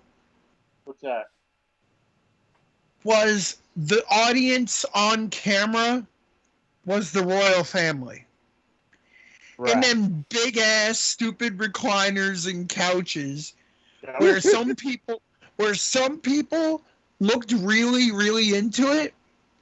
And then you had women like checking on their phones. They're in their own couch, by the way, but they're on their phones. Right. You have kids not caring. You have other people just. Okay, here's another thing. Okay. Hold on. You have people fish fashing. And then you see the fans behind these big ass stupid fucking sofas, like trying to peek, like, yay! And all of a sudden, like, no, you see fans like, yay, like that, trying to get behind them, and security be like, stop. Oh. It was a shitty show from the beginning, and the fact that they think Super Show is going to be anything but shitty is fucking dumb. Sweet Saudi Money 3. Here's the thing: when they announced that, when Vince was brokering this deal to have this happen, the Saudi King, Prince, or whatever the hell he is over there, put a bunch of wrestlers on the list that he wanted to see. You know, one of them was Yokozuna. One of them was Yokozuna, and the other was the Ultimate fucking Warrior. Yeah. Okay, now, Mr. Saudi Prince King guy, do you not pay attention to anything? Yokozuna died 96 or 95 or 96, and the Warrior died 5 or 6 years ago. I think that Saudi Prince is only watching shit from like before 2000. Probably Ico Pro superstars of wrestling. I'm surprised he hasn't asked for Lex Luger and like Hulk Hogan. Lex Express. Bring your Lex Express over. He did ask for Hogan last year, remember? Yeah, he asked for Hogan. But at least Hogan's still breathing. Yokozuna. Yeah, but Hogan can't wrestle for shit. Well, yeah, but you know what? He wanted him there because of the name value. He wanted these guys to wrestle when they're not even fucking breathing anymore. Yeah. Talk about a spin on a casket match. Well, It's fucking dumb. I'm sorry. It's fucking dumb. And This is why Daniel Bryan doesn't want to go over there. This is why none of them want to go over there. Sami Zayn basically can't go over there. Sami Zayn's forbidden to go there. Yeah, women are forbidden. Women are forbidden to go over there. They did, that was part of why they gave him that show. They did made an example. They let Renee Young go over, but she can only announce. She couldn't be on. Remember, they accidentally showed a clip of women wrestling on the Tron, and they got mad. Yes, they did. Yeah, I remember because they didn't have. Because I remember, I thought it was Alexa Bliss took on Sasha Banks, but it wasn't at Saudi Arabia. It was at a live event. Yeah. Right, but then they had to wear full body suits. This is hope. This is hope. Like, yeah, get it. Yeah. What? They had to wear full body suits, and they were even mad that like Sasha and like Alexa Bliss did makeup on their face. Oh Lord. But Yeah. it's like, I don't know. It's like you go to Saudi Arabia, 40-year-old virgin town. What? Batista was on that last time, right? No, Batista never went Oh, over. no. Sean came out of retirement. Yeah, Sean it's and Triple H because again, Oh yeah, DX returned for one and night. then Triple H got hurt doing a move and ripped his bicep or chest or something out. He tore his bicep off the bone doing like the freaking hanging off Spinebuster or something. And like the only person that was not hurt at the end of that was Shawn Michaels, I think. Yeah, because he didn't do hardly anything. Yeah, it was DX versus the Brothers of Destruction. I remember that. Exactly. Yeah, the old Taker, the Mayor, Triple H, and the bald Shawn Michaels. Yeah, it was bad. And the thing is, to think that Super Show isn't gonna be bad. No, Super Showdown's gonna be a train wreck. Period. Show it's gonna be. All I know is Titus O'Neil better fall underneath the ring again. Oh Lord. That's Well, they better not have those LED things on the side of the ring again then. No, but those LED boards are only on two sides of the ring. They're only on the hard camera side. They're not on the other side. They're only on the hard camera side. So you can still slide through them then? Yeah. Oh. Well, the thing is, I don't think they're gonna bring the LEDs over to Saudi Arabia. I'll tell They you, didn't last time. the only thing that made that first Saudi show or the greatest Royal Rumble is going to go down in history as being the greatest match because of what Titus O'Neil did. The greatest Royal Rumble. But the greatest Royal Rumble wasn't in Saudi Arabia. Where was that at? Well, not in Australia. No, That was in Saudi Arabia. no, that was Australia. That was the first time they went over. Yeah, because that was the first show they did in Saudi. Saudi Arabia, and then they did another one after that. Yeah. Oh yeah, they did Crown Jewel. Yeah, Crown Jewel was the second one. And the only thing that made that first show popular, and it's going to go down in history, is Titus slide under that fucking ring.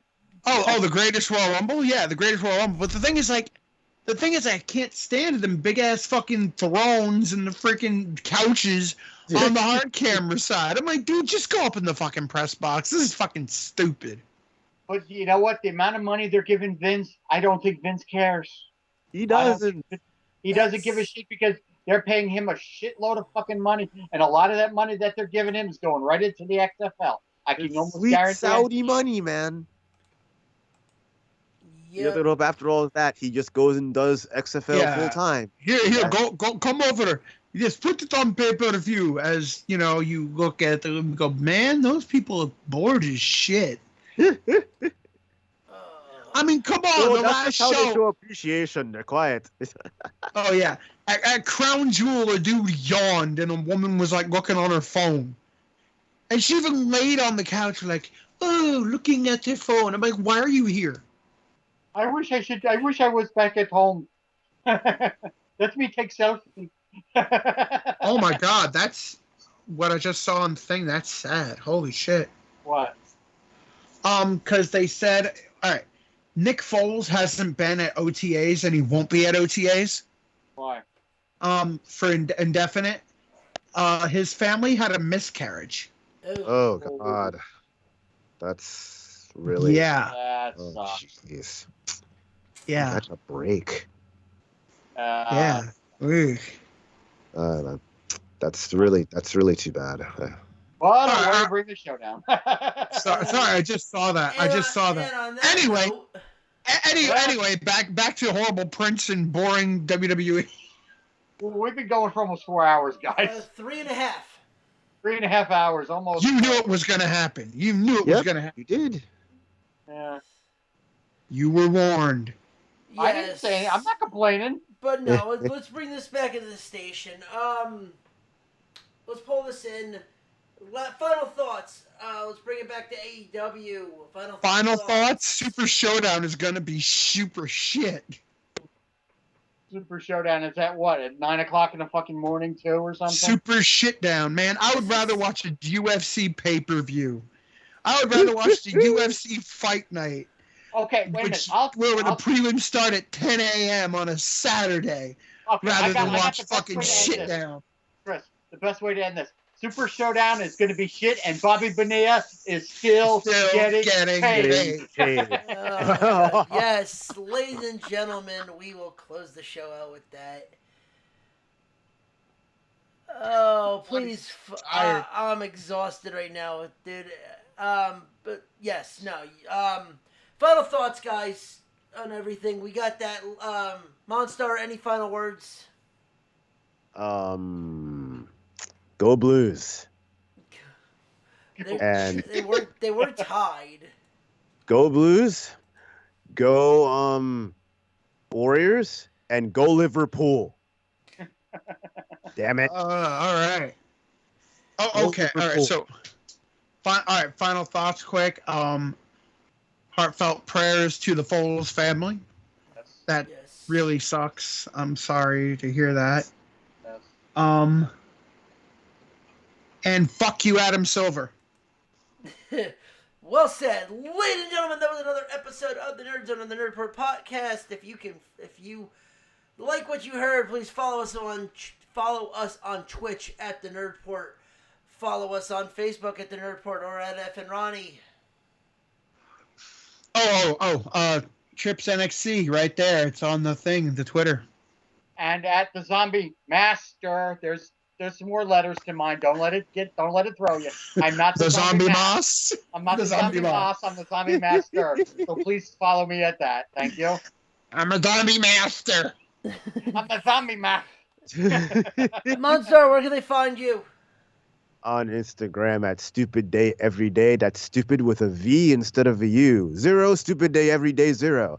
And you'll hear when there's another episode of Face 4 Radio, hopefully next month. Okay. Yes. And yes, ladies and gentlemen, like we've said before, I was about to call it Crown Jewel. No, Ronnie, I was about to say drag now. I was about to say Crown Jewel. Super Showdown will suck, and Bobby Bonilla is still getting paid. Good night, everybody. Yeah, there it is. Good night, moi. Good